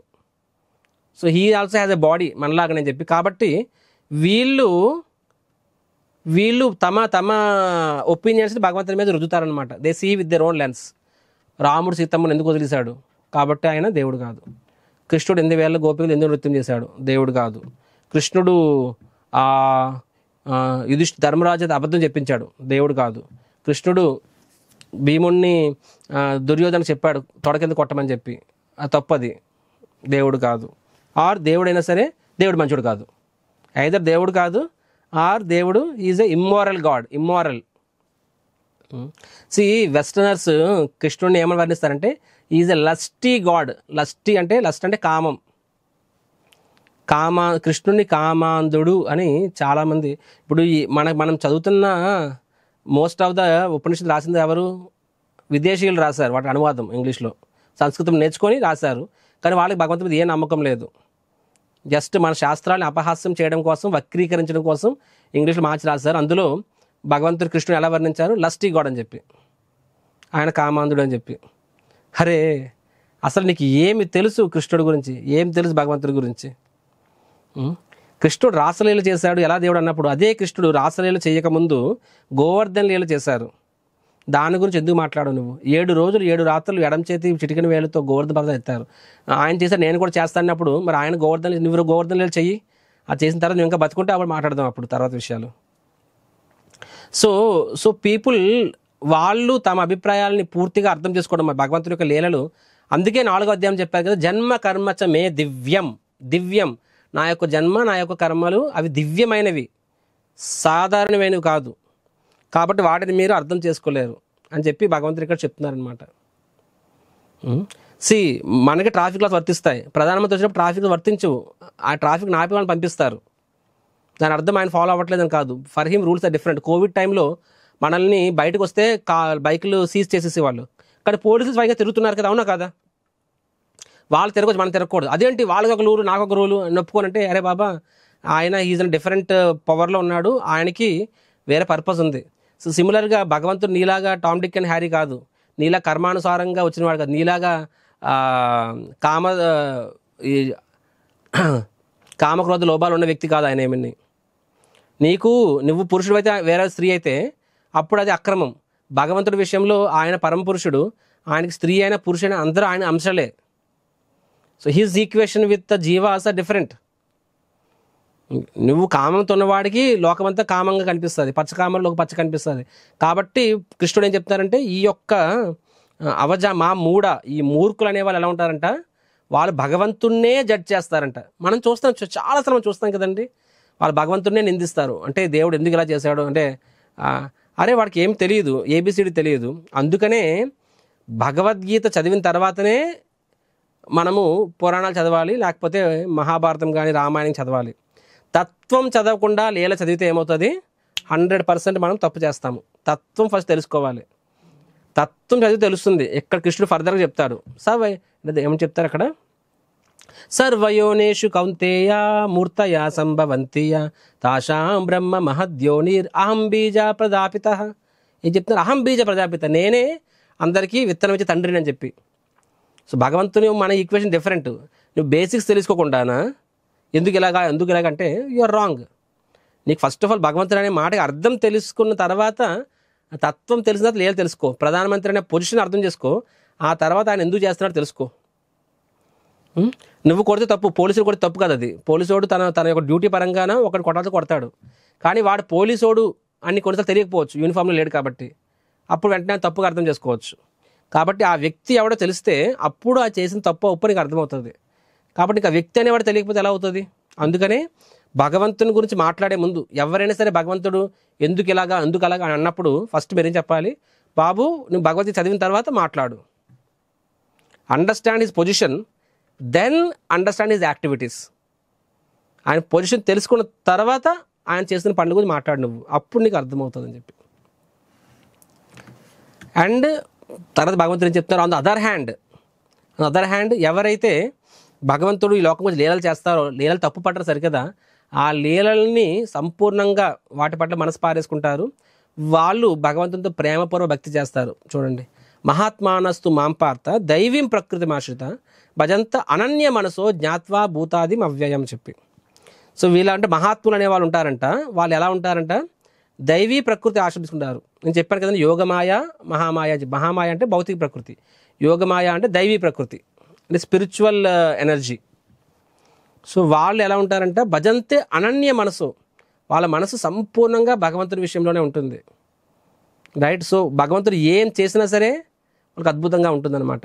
సో వాళ్ళు సంపూర్ణంగా భగవంతుని యొక్క నామంలో, భగవంతుని యొక్క కథలో, భగవంతుని యొక్క కీర్తనలో, భగవంతుని యొక్క సేవలో పూర్తిగా నియుక్తులై ఉంటారంట. సంపూర్ణంగా నియుక్తులై ఉంటారని చెప్పి. అండ్ వాళ్ళకి ఎందుకంటే వాళ్ళకి తత్వం కూడా తెలుస్తుంది కాబట్టి భగవంతునికి లీలల పట్ల ఇంకాస్త ప్రేమ పెరుగుతుంది. తత్వం తెలియని వాడికి కేవలం లీల చదివితే they think Krishna is like a lover boy. Okay, నాకు గర్ల్ ఫ్రెండ్ ఉంది, ఆయనకు గర్ల్ ఫ్రెండ్ ఉంది, so what is the big deal about it. నేను చిన్నప్పుడు పెన్సిల్ రబ్బరు దొంగతనం చేసేవాడిని, కృష్ణుడు వెన్న దొంగతనం చేశాడు, what is so big deal about it. ఇలా ఆలోచిస్తారు. సో వాళ్ళు మహాత్మాస్ అంటే వాళ్ళకి భగవంతుడు గొప్పదని తెలుస్తుంది కాబట్టి, అంత గొప్ప దేవుడు, దేవాది దేవుడు కృష్ణుడు అలాంటి వ్యక్తి సాధారణ స్త్రీ నుంచి వెన్న దొంగతనం చేశాడు. ఎందుకంటే ఆ వెన్న దొంగతనం నెపంతో ఆవిడ మనస్సును దొంగతనం చేశాడు కృష్ణుడు. Then they will understand the beauty of the pastime. So and నిజమైన మహాత్ముడు ఎవరంటే భక్తుడే మహాత్ముడు. యాక్చువల్గా మహాత్మా అనే బిరుదు ఎవరికి పడితే వాళ్ళకి ఇవ్వకూడదు. నిజంగా భక్తులు అనేవాడు, కృష్ణుడి దృష్టిలో భక్తుడు అనేవాడు నిజమైన మహాత్ముడు అని ఇక్కడ చెప్తున్నారు. చూడండి, అటువంటి మహాత్ముడు ఎలా ఉంటాడంట, వెరీ ఇంపార్టెంట్ శ్లోకం. సతతం కీర్తయంతో మాం యతంతశ్చ దృఢవ్రతః నమస్యంతస్య మాం భక్త్యా నిత్యయుక్తా ఉపాసతే. So definition of a devotee. Prabhuji భక్తుడు అంటే ఎవరు, ఇది అర్థం. భక్తుడు అంటే ఎవరంటే కృష్ణుడు, డివోటీ అంటే ఎవరు అనేది ఇక్కడ ఈ శ్లోకంలో చెప్పారు. సతతం కీర్తయంతో, సదా నా మహిమల్ని కీర్తిస్తూ ఉంటారు. యతంతశ్చ దృఢవ్రత అంటే ఎప్పుడు డిటర్మైన్డ్గా ఉంటారు నా యొక్క భక్తియుత సేవలో. అంతేగాని ఈరోజు 3 ఉంటే చేస్తాను, 3 లేకపోతే చేయను, 3 ఉంటే జపం చేస్తాను లేకపోతే చేయను, 3 ఉంటే నేను భగవంతుడికి అర్చన ఇస్తాను లేకపోతే ఇవ్వను, అలా ఉండరంట. తల్లి 3 ఉంటేనే కొడుక్కి వండుతుందా లేకపోతే వండదా? She determined. అది ప్రేమ. అది నమస్యంతస్య మాం భక్త్యా, భగవంతుడికి ఎల్లప్పుడూ హృదయపూర్వక నమస్కారం అంటే శరణాగతిని తీసుకుని నమస్కరిస్తాడు. నిత్యయుక్త ఉపాసత, నిత్యం భక్తితో నన్ను పూజిస్తారని చెప్తున్నారు అన్నమాట. నిత్యం, ఎప్పుడు పండుగ పబ్బానికి కాదు. సో ఎల్లప్పుడూ జపిస్తూ ఉంటారు. మన విషయంలో నేను చెప్పాను, ఎల్లప్పుడూ జపించడం అంటే కీర్తన అంటే భజన అన్న కీర్తన అన్న సరే గ్లోరిఫైయింగ్ ద లార్డ్. మనము ఎలా చేస్తామంటే 24 hours మనము భగవంతుని నామం జపం చేయము, కానీ మనము 2 hours చేస్తాము. రిమైనింగ్ టైం ఏం చేస్తాము, మన యొక్క శరీరాన్ని ఉపయోగించి మన యొక్క కర్మల ద్వారా కూడా భగవంతునికి మనము కీర్తిస్తుంటాం అనమాట, త్రూ అవర్ యాక్టివిటీస్, రైట్. దృఢంగా విశ్వాసం, నమస్యంతస్స నిత్యయుక్త, ఎల్లప్పుడు అని చెప్పి. నెక్స్ట్ కృష్ణుడు తర్వాత ఏం చెప్తారంటే, సరే నా శుద్ధ భక్తులు ఈ విధంగా నన్ను భక్తి చేస్తారు నాకు, కానీ వేరే వాళ్ళు ఉంటారు, వాళ్ళు తమ తమ సొంత పద్ధతులు చేస్తారని చెప్పి వాళ్ళు పరోక్షం చెప్తారు. ఏకత్వాన్ని అంటే వీళ్ళు ఆత్మ పరమాత్మ ఒకటే అని వాళ్ళు అలా ఉంటారు. వాళ్ళు పృథక్త్వేన అంటే వివిధ శాఖలు, రైట్. It's different. బహుదా విశ్వముఖత అంటే విశ్వరూపాన్ని అంటే వీళ్ళు చెట్లు పొట్లు నదులు అంటే ప్రకృతిని పూజిస్తారు, అంటే ఆటవికులు కొండవాళ్ళు అలాగనమాట, రైట్. సో భగవంతుడు ఏం చెప్తున్నారు, అన్నీ ఒకటే కాదండి అని చెప్తున్నారు. సో చాలామంది ఏమంటారంటే ఎవరిని పూజించినా ఒకటే అంటారనమాట. ఈ దేవి దేవతని పూజించిన ఒకటే, కృష్ణుడిని పూజించిన ఒకటే, ఎవరిని పూజించిన ఒకటే. యథోమత్ తథోపత్ చాలా ఫేమస్. సౌత్ ఇండియాలో తక్కువ, కానీ నార్త్ ఇండియాలో ఒక సోకాల్డ్ ఫిలాసఫర్ చెప్పారనమాట, యథోమత్ తథోపత్ అని చెప్పి. అంటే నువ్వు ఏ మార్గమైనా వెళ్ళు, అల్టిమేట్గా అదే గమ్యస్థానాన్ని చేరుకుంటామని చెప్పి. కానీ అది కృష్ణుడు ఎక్కడ భగవద్గీత చెప్పలేదండి. బయట కూడా చాలామంది పెద్ద పెద్ద పరమహంసులు మహాత్ములను పేర్లు పెట్టుకుని ఉంటారు, కానీ వాళ్ళు చెప్పింది నిజంగా శాస్త్ర ఆధారితమని ఆలోచిస్తే కాదు. ఏ ఆచార్యులైనా చూడండి, వాళ్ళు ఖండిస్తారు వీళ్ళని. బయట చాలా ఫేమస్ వీళ్ళు, కానీ శాస్త్ర ఆధారితం కాదు అది. మనము కలకడా ట్రైన్ ఎక్కితే కలకడా వెళ్తాము, ఢిల్లీ ట్రైన్ ఎక్కితే ఢిల్లీ వెళ్తాము. అన్ని ట్రైన్లు ఇప్పుడు కలకడా ట్రైన్ ఎక్కితే ఢిల్లీ వెళ్తామా? వెళ్ళాం కదా, సింపుల్ లాజిక్. సో భగవంతుడు అదే చెప్తున్నారు, యాంతి దేవ వ్రతా దేవాన్. నువ్వు దేవతలను పూజిస్తే నువ్వు దేవతల్లో ఒకరిగా జన్మిస్తావు. పితృని యాంతి పితృ దేవతలను పూజిస్తే పితృలోకాల్లో ఒకరిగా పుడతావు. భూతాన్ని యాంతి భూతాలను పూజిస్తే వాళ్ళు ఒకరిగా పుడతావు. యాంతి మద్ యజ్ఞోపిమాం, నన్ను పూజిస్తే నాతో పాటే ఉంటావు నువ్వు అని చెప్పి. సో భగవంతుడు అలా చెప్తున్నారు ఇక్కడ క్లియర్గానే. సో కాబట్టి అన్ని మార్గాలు ఒకటి కాదు అని చెప్పి. కాబట్టి నిజంగా భగవంతుని చేరుకోవాలనుకుంటే భగవంతుడు చెప్పిన విధంగా, శాస్త్రం చెప్పిన విధంగా భగవంతుని మనం ఆరాధించాలని చెప్తున్నారు ఇక్కడ. నెక్స్ట్ భగవంతుడు దేవతలు తన పూజ అంటే రెండింటి మధ్య తేడా చెప్తున్నారు అనమాట. సో విష్ణువు ఆర్ కృష్ణుడు అయితే ప్రేరణ ఏంటంటే ప్రేమ మరియు సేవించుట. దేవతల దగ్గర టిపికల్గా భౌతిక కోరికలు తీర్చుకోవడం కోసం వెళ్తారు. సో భగవంతుడు ఏమి ఇస్తాడంటే మనకి ఏది అవసరం అది ఇస్తారు, ఏం కావాలో అది ప్రతిసారి ఇస్తాను రూల్ లేదు. దేవతలు మనకు కావాల్సింది ఇస్తారు కర్మానుసారంగా. అండ్ భగవంతుడు ఇచ్చే ఆశీర్వాదం శాశ్వతం, దేవతలు ఇచ్చే ఆశీర్వాదం తాత్కాలికం. చూడండి, దేవతలు అనేవాళ్ళు ఎప్పుడు మోక్షాన్ని ఇవ్వలేరు. మోక్షాలు అంటే జన్మ మృత్యువులకు అతీతమైన అనమాట. జన్మ మృత్యువుల నుంచి సంపూర్ణంగా బయటపడడం అది మోక్షముక్తి. మోక్షాన్ని ఎప్పుడు కూడా దేవతలు ఇవ్వలేరు, ఎందుకంటే వాళ్ళు కూడా ఈ లోకంలోనే ఉంటారు కాబట్టి. దే దెమ్సెల్ఫ్ ఆర్, వాళ్ళకి కూడా లైఫ్ స్పాన్ ఉంటుంది. బ్రహ్మదేవుడు కూడా లైఫ్ స్పాన్ ఉంటుంది, ఆయన కూడా సహస్రయుగ పర్యంతం, ఆయన కూడా 100 ఏళ్ళే ఉంటారు. అయితే ఆ 100 ఏళ్ళు ఒక్కరోజు మనకి 436 లక్షల కోట్ల సంవత్సరాలు, కానీ అది కూడా at the end of the day ఒక కాల పరిమితి ఉంటుంది. సో వాళ్ళు మనకి మోక్షాన్ని ఇవ్వలేరు. మోక్షం అనేది కేవలం విష్ణువు మాత్రమే ఇవ్వగలరు. ఎస్. నెక్స్ట్ భగవంతుడు ఇక్కడ నుంచి తన హృదయ ఆవిష్కరణ చేస్తున్నారు.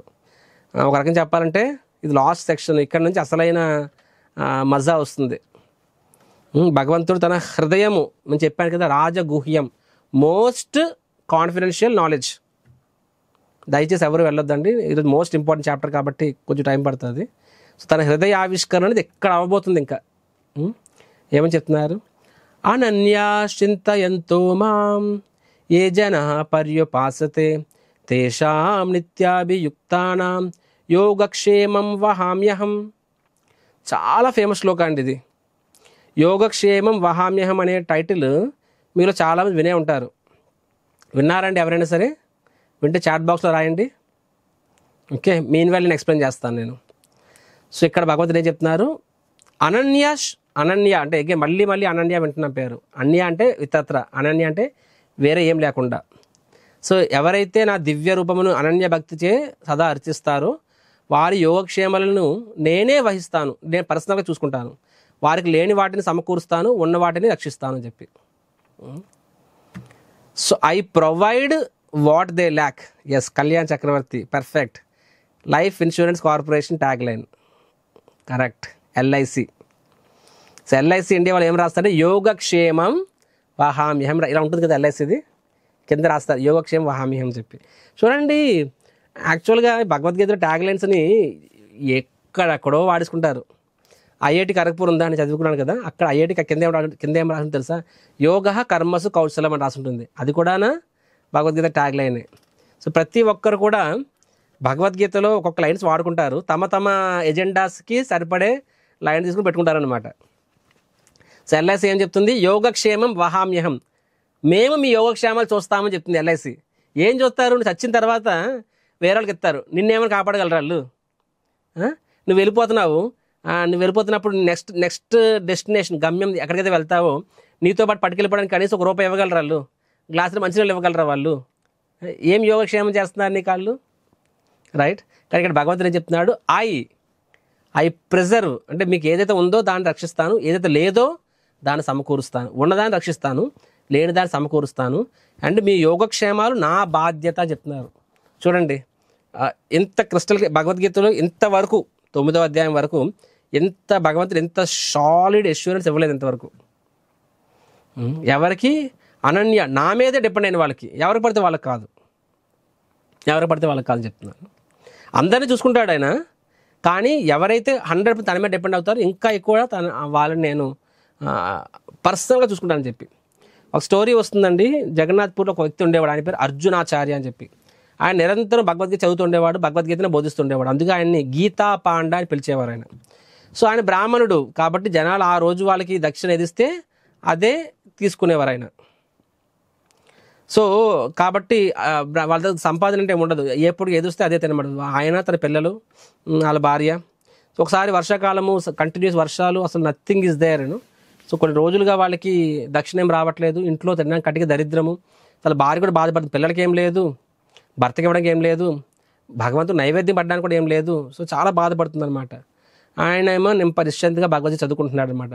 వాళ్ళ భార్య తిడతాడు ఆయన్ని, ఏవయ్యా నీకు ఏం లేదా, నీకు పిల్లలు ఉన్నారు, భార్య ఉంది, నువ్వు ఎందుకు పెళ్లి చేసుకున్నావు నువ్వు అసలు? సో ఎప్పుడు ఇదే నీకు ఇంకే పని లేదా అసలు, ఏం చేస్తాను మీ భగవంతుడు అని చెప్పి ఆయన మందలిస్తుంది. సో అర్జునాచార్య కూడా బాధపడతాడు అనమాట. నిజమే కదా, పిల్లలు ఉన్నారు, వాళ్ళ ఆకలితో ఉన్నారు, నా భార్య బాధపడుతుంది. భార్య మీద కోపమేం కాదు, ఫీల్ బ్యాడ్. నిజమే, కృష్ణుడు అసలు అంటే ఆయనకు ఒక మనసులో ఒక ఆలోచన వస్తుంది, కృష్ణుడు ఎక్కడ అప్పుడు ఇదే శ్లోకం చదువుతున్నాడు ఆయన, ఇదే శ్లోకం, అనన్య చింతయంతో మాం ఏ జనా పర్యుపాసతే తేషాం నిత్యాభియుక్తానం యోగక్షేమం వహామ్యహం, అంటే నేను పర్సనల్గా చూసుకుంటాను యోగక్షేమాలని చెప్పి. సో ఆయనకు అనిపిస్తుంది భగవంతుడు చూసుకుంటాడు, కానీ పర్సనల్గా చూసుకుంటున్నాడా? చూసుకుంటే ఇన్ని కష్టాలు ఉన్నాయి నాకు, ఎందుకు ఇన్ని కష్టాలని చెప్పి మేబీ ఆయన ఆ టైంకి ఆ వహామ్యహం అనే లైన్ని, అనే పదాన్ని తన పెన్సిల్తో కట్ చేసేస్తారనమాట, దాని అలాగా గీత పెట్టేస్తారనమాట. అంటే భగవంతుడు పర్సనల్గా కాదు, మేబీ వేరే రకంగా చూస్తాడేమో అని చెప్పి ఆ భార్య తిరుగుతుందని చెప్పి, సరే నేను భిక్షాటనికి వెళ్తానులే, వర్షం అయితే కానీ ఏదైతే కానీ చెప్పి అని భిక్షాటనికి వెళ్తారు. వాళ్ళు వెళ్ళిన కాసేపుకి 2 పిల్లలు వస్తారనమాట. ఒకటి నల్లగా ఉంటారు, తెల్లగా ఉంటారనమాట, ఎద్దుల బండి నిండా. ఏం చెప్తారంటే, తల్లి మీ భర్త గారు సరుకులు పంపించారు అని చెప్పి. అదేంటి ఇప్పుడే కాసేపు ముందే వెళ్ళారు కదా అంటే, లేదు ఆయనకి మంచి భిక్ష వచ్చింది, బోల్డ్ అంతా భిక్ష దొరికింది దానికి, సో మొత్తం ఒక ఎద్దుల బండి నిండా వచ్చిందని చెప్పి బియ్యము, పప్పులు, కాయగూరలు, ఆయిల్ అన్నీ తెచ్చి పెట్టేస్తారు, పంచదార అన్నీ తెచ్చి పెట్టేస్తారు. పెడితే ఇంత సామాన్లు వచ్చాయా అని చెప్పి అది చాలా ఆనందం అవుతుందన్నమాట. ఆహా, అనవసరంగా భర్త గారిని తిట్టాను నేను, అండ్ సో షీ బీస్ వెరీ హ్యాపీ. అండ్ నాయన మీరు వచ్చారు, సంతోషం ఉండండి, అది మీకోసం ఇంట్లో ఏం లేదు తినడానికి, మీకోసం కొంచెం వండి మీకోసం పెడతాను అని చెప్పి. అలా లేదు మేము వెళ్ళిపోవాలంటే, కంగారు ఎందుకంటే, లేదు మీ భర్త వస్తారు, మాకు భయం అండి. మా భర్త వస్తే మీకెందుకు భయము, ఆయన చాలా సౌమ్యుడు అంటే, లేదు చెప్పి వెళ్ళిపోతుంటే వెనక చూస్తే వెనకతల వాళ్ళ శరీరమే టాప్ అని చెప్పి ఎవరో కొరడతో కొట్టినట్టుగానే మచ్చలు పడి ఉంటాయి అన్నమాట. అడుగుతుంది ఏమైందంటే, మీ భర్త నన్ను కొట్టాడని చెప్పి. ఆశ్చర్యపోతుంది, నా భర్త ఎంత క్రూరుడు ఎప్పుడైపోయాడు అని చెప్పి, చిన్న పిల్లల్ని చూడడం కొడతాడా అని చెప్పి, కాబట్టి నాకు భయం, వెళ్ళిపోతారు వాళ్ళు. కాసేపటికి అర్జునాచార్య వస్తారు, దిగాలు మొహంతో వస్తారనమాట. బికాజ్ భిక్ష దొరకలేదు. కానీ భార్య ఒక రకంగా చాలా ఆనందంగా ఉంది, ఇంకొక కోపం గుర్రుగా కూడా ఉంది. ఆనందం దేనికోసం, ఇన్నాళ్ళకి వెళ్ళి భిక్ష తీసుకొచ్చారని చెప్పి. గుర్రుగా దేనికి ఉందంటే చిన్న పిల్లలని కనికరం లేకుండా కొట్టాడని చెప్పి. సో ఈ అర్జునాచార్యులు చూస్తారనమాట. ఏంటిదంటే మీరే పంపించారు కదా అంశెడ్డి, నేను పంపించడం ఏంటంటే నీ మొహం అంటే, లేదు మీరే ఇద్దరు పిల్లలు వచ్చారని చెప్పి. ఒక తెల్లగా ఉన్నాడు, ఒక అబ్బాయి నల్లగా ఉన్నాడని చెప్పి. ఆయనకి అర్జునుడికి డౌట్ వస్తుంది. అవునా అని చెప్పి వెంటనే అంటారనమాట. కానీ మీరు చేసే పని ఏమైనా బాగుంది అంటారు. నేనేం చేశానంటే ఆ పిల్లల్ని మీరు కొట్టారు, వీపు మీద ఎంత పెద్ద మచ్చ పడిందని చెప్పి. వెంటనే అర్జునాచార్యులు కళ్ళు మూసుకున్నారు. వెంటనే అర్థమవుతుంది. చూడండి, శుద్ధ భక్తులకి అర్థమైపోతుంది. They can easily see God everywhere. అంటే ప్రతి విషయంలో కూడా భగవంతుని యొక్క చేయిని చూడగలరు వాళ్ళు. సో అంటే తను వెంటనే వెళ్ళి భగవద్గీత ఓపెన్ చేస్తాడు. అంటే ఆయన పరధ్యానంలో కొట్టేశాడు ఆయన. అంటే ఆ టైంకి మనసులో బాధ దుఃఖం ఎక్కువైపోయి అలా కొట్టేశాడు. వహామ్యహం అంటే పర్సనల్గా నేను చేస్తానని చెప్పి అలా కొట్టాడు. కాబట్టి భగవంతుడు హర్ట్ అయ్యారనమాట. సో ఈ కేమ్ పర్సనల్గా వచ్చారు. ఆయన ఇంకెవరో జమీందారు రాజు ద్వారా కూడా ఇప్పించవచ్చు ఈయనకి. అప్పుడు అది వాస్తవం. ఇప్పుడు మేము ఉన్నామండి. ఇప్పుడు మాకు ఎవరండి దిక్కు? భగవంతుడే అండి మాకు. సో రాధా శ్యామ్ సుందరే మమ్మల్ని చూసుకుంటున్నారు. మన నెలకి తక్కువ అవుతుందండి. మన నెలకి మాకు 15 లక్షలు ఖర్చు అవుతుంది మాకు టెంపుల్కి, 2 టెంపుల్స్ కలిపి. ఎక్కడి నుంచి వస్తాయి మాకు? ఏ నెలది ఆ నెలది ఎక్కడో దగ్గర వస్తూనే ఉంటుంది. ఎక్కడో దగ్గర నుంచి మన ఫ్లడ్స్లో 50 లక్షల రూపాయలు మాకు నష్టం వచ్చింది, పుస్తకాలు పోవడం అయితేనేమి ఇదని చెప్పి. సో ఎలా తట్టుకోగలిగాము అంటే 2 నెలల్లో తట్టుకోగలిగాం మేము. ఎవరో ఒకరు ఇచ్చారు. సో కానీ మా అండర్స్టాండింగ్ అంటే భగవంతుడే ఇచ్చాడు మాకు. అది ఎవరి ద్వారా ఇచ్చాడంటే ఎవరో పెద్ద ఆయన ద్వారా ఇచ్చాడనమాట. సో భగవంతుడు చూస్తాడు, వీళ్ళకి నేను సహాయం చేయాలి, ఈ భక్తులు సహాయం, వీళ్ళు నా కోసమే బతుకుతున్నారు, వీళ్ళకి నేను సహాయం చేయాలి. అప్పుడు భగవంతుడు చూస్తాడు ఎవరికి సహాయం చేసే మనసు ఉంది అని చెప్పి. అలాంటి వ్యక్తి హృదయాన్ని ఇన్స్పైర్ చేస్తారు, వెళ్ళి ఇక్కడ ఇవ్వండి అని చెప్పి. వాళ్ళు వస్తారు ఇక్కడ. సో న్యాచురల్గా మేము దాతలు గౌరవిస్తాం, గౌరవం ఇవ్వమని కాదు. కానీ మేము ఎవరి మీద డిపెండ్ అవ్వము. ఓకే ఈ డోనర్ వల్లే మేము బతుకుతున్నాము, ఈ పొలిటీషియన్ వల్ల బతుకుతున్నాము, లేకపోతే ఈ వ్యక్తి వల్ల బతుకుతున్నాము. నో, కృష్ణుడి వల్లనే మేము బతుకుతున్నాము. కృష్ణుడే మమ్మల్ని పోషిస్తున్నాడు. వీళ్ళు కాదు, వాళ్ళు కాదు, వాళ్ళు కాదు, కానీ వీళ్ళ ద్వారా. So we do appreciate that, but we are very clear. భగవంతుడు వాళ్ళకి ప్రేరణ ఇచ్చాడు కాబట్టే వాళ్ళకి మా దగ్గరకు వచ్చి మాకు సహాయం చేశారు. కాబట్టి మేము నిలబడ్డాము ఫ్లడ్స్లోని. మళ్ళీ నిలబడ్డమే కాదు, మేము విజయవాడ మొత్తం అన్నదానం చేసాం మేము మళ్ళీ. So we have helped others in return. So ఇదంతా ఎలా సాధ్యమైంది అంటే because lord. So we are very clear. మమ్మల్ని పోషించేది, మా యోగక్షేమాలు ఎవరు చూస్తున్నారంటే మా యోగక్షేమాలు చూస్తున్నది భగవంతుడే అని చెప్పి. కాబట్టి మా పూర్తిగా మనస్సు, హృదయం మొత్తం కూడా భగవంతుడి మీద మేము పెడతాము అక్కడది. సో ఒక్కొక్క రూపంలో ఒక్కొక్కరి ద్వారా మాకు చేయించవచ్చు. సో సిమిలర్లీ అర్జునాచార్య విషయంలో ఎస్ ఎవరి ద్వారా ఇప్పించవచ్చు, కానీ స్వయాన ఆయన వచ్చి తీసుకొచ్చారు. కృష్ణుడు స్వయాన తెచ్చాడనమాట. అలా అవసరం లేదు. కానీ భగవంతు అక్కడ అర్జునాచార్య కొట్టేశాడనమాట. వహామ్యహం అనే పదాన్ని కొట్టేశారు. కాబట్టి ఆయన భగవంతుడు హట్ అయ్యారనమాట. హట్ అయ్యి ఆయన స్వయంగా తీసుకొచ్చారనమాట. So immediately becomes very happy. మీకు అర్థమైందా యోగక్షేమ హామ్యం అంటే? ద్రౌపది ఆవిడని దుశ్శాసన చీరలు ఆగుతున్నప్పుడు ప్రయత్నిస్తుంది. ఆయన ప్రయత్నిస్తుంది కాలం భగవంతుడు తన ద్వారకలు ఉంటాడు, పాచికలు ఆడుతూ ఉంటాడు అనమాట. రుక్మిణి అంటుంది మీ పరధ్యానం ఉన్నారండి అంటే, అక్కడ రుక్మిణి అక్కడ ద్రౌపదికి చాలా అవమానం జరుగుతుంది, మరి వెళ్ళండి అంటే, అమ్మో ఇంత దూరం వెళ్ళలేను, టైం పట్టేస్తుంది, నేను వెళ్ళే లోపలే అక్కడ అయిపోతుందని చెప్పి. సో అంటే నాకు టైం లేదు అంటారు భగవంతుడు, టైం పడుతుందని చెప్పి. కానీ ఎప్పుడైతే ద్రౌపది 2 చేతులు వదిలేస్తుందో, కృష్ణ పాహిమాం అని చెప్పి, హే కృష్ణ, హే గోవింద, హే ముకుంద అని చెప్పి, వెంటనే అక్కడ అదృశ్యమై ఇక్కడ ప్రత్యక్షమవుతాడు భగవంతుడు.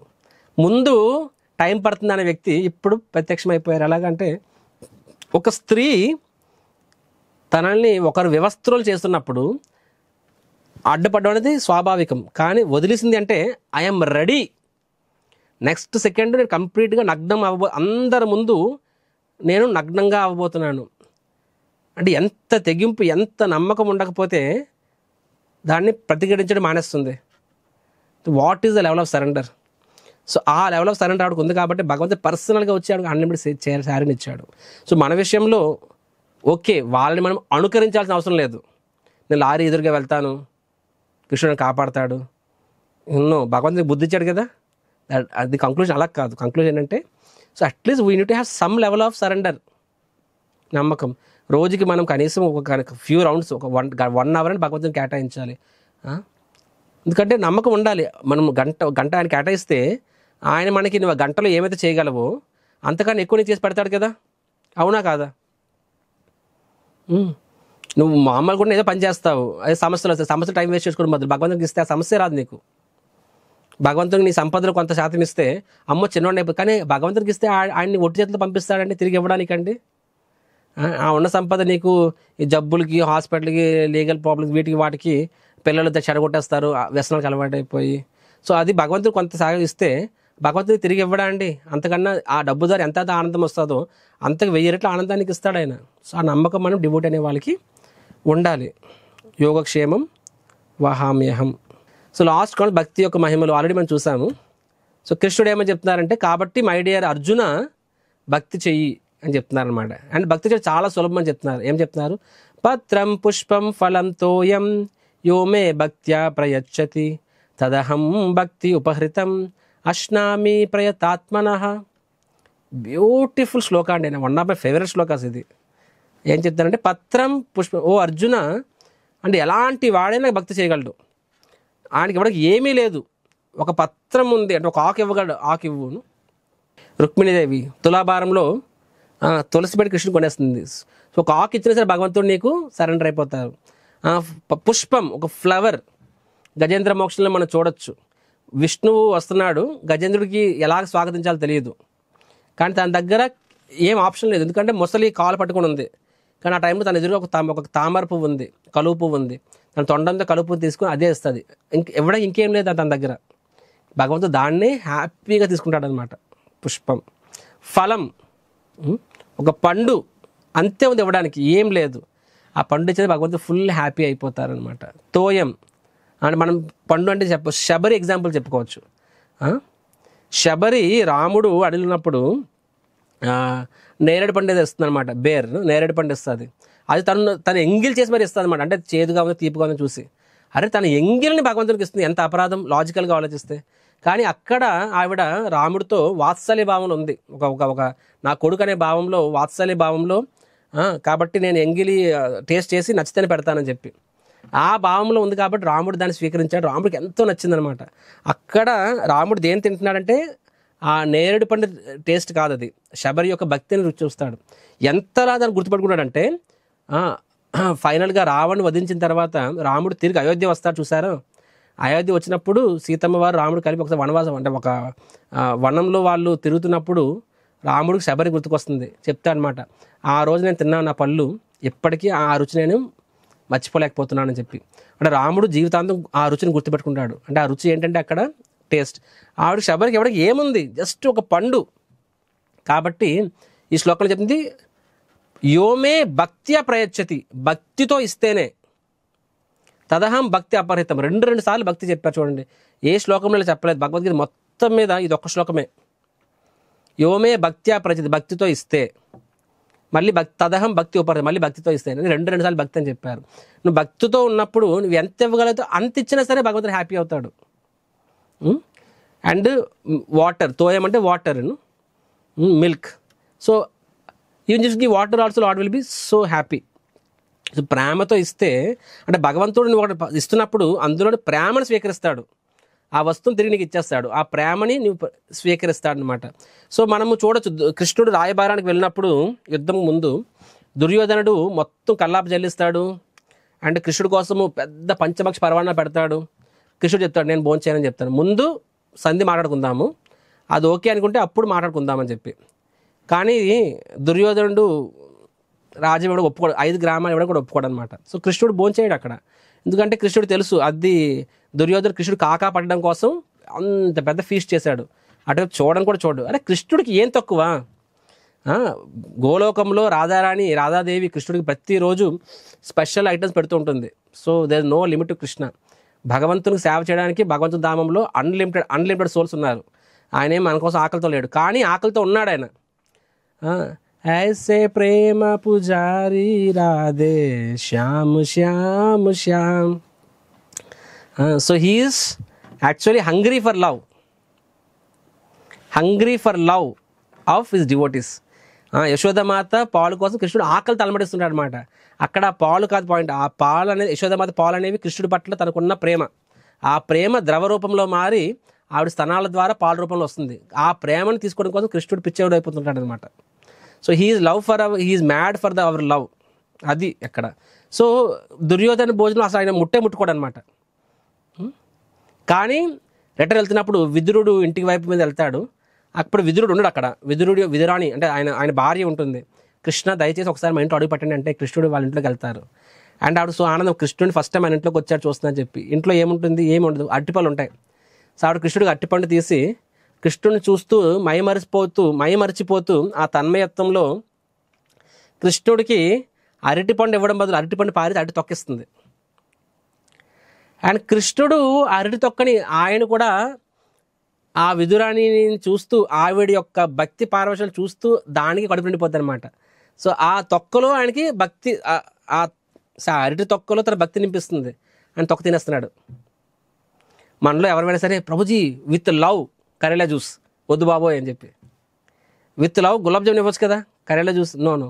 అంటే మనకి నా ప్రేమ మొత్తం కలిపి కరేలా జ్యూస్ ఇచ్చాను ప్రభుజీ అంటే, బాబు నీ ప్రేమను నాకు ఇంకో రూపంలో ఇవ్వు, కరేలా జ్యూస్ రూపంలో ఇవ్వద్దు.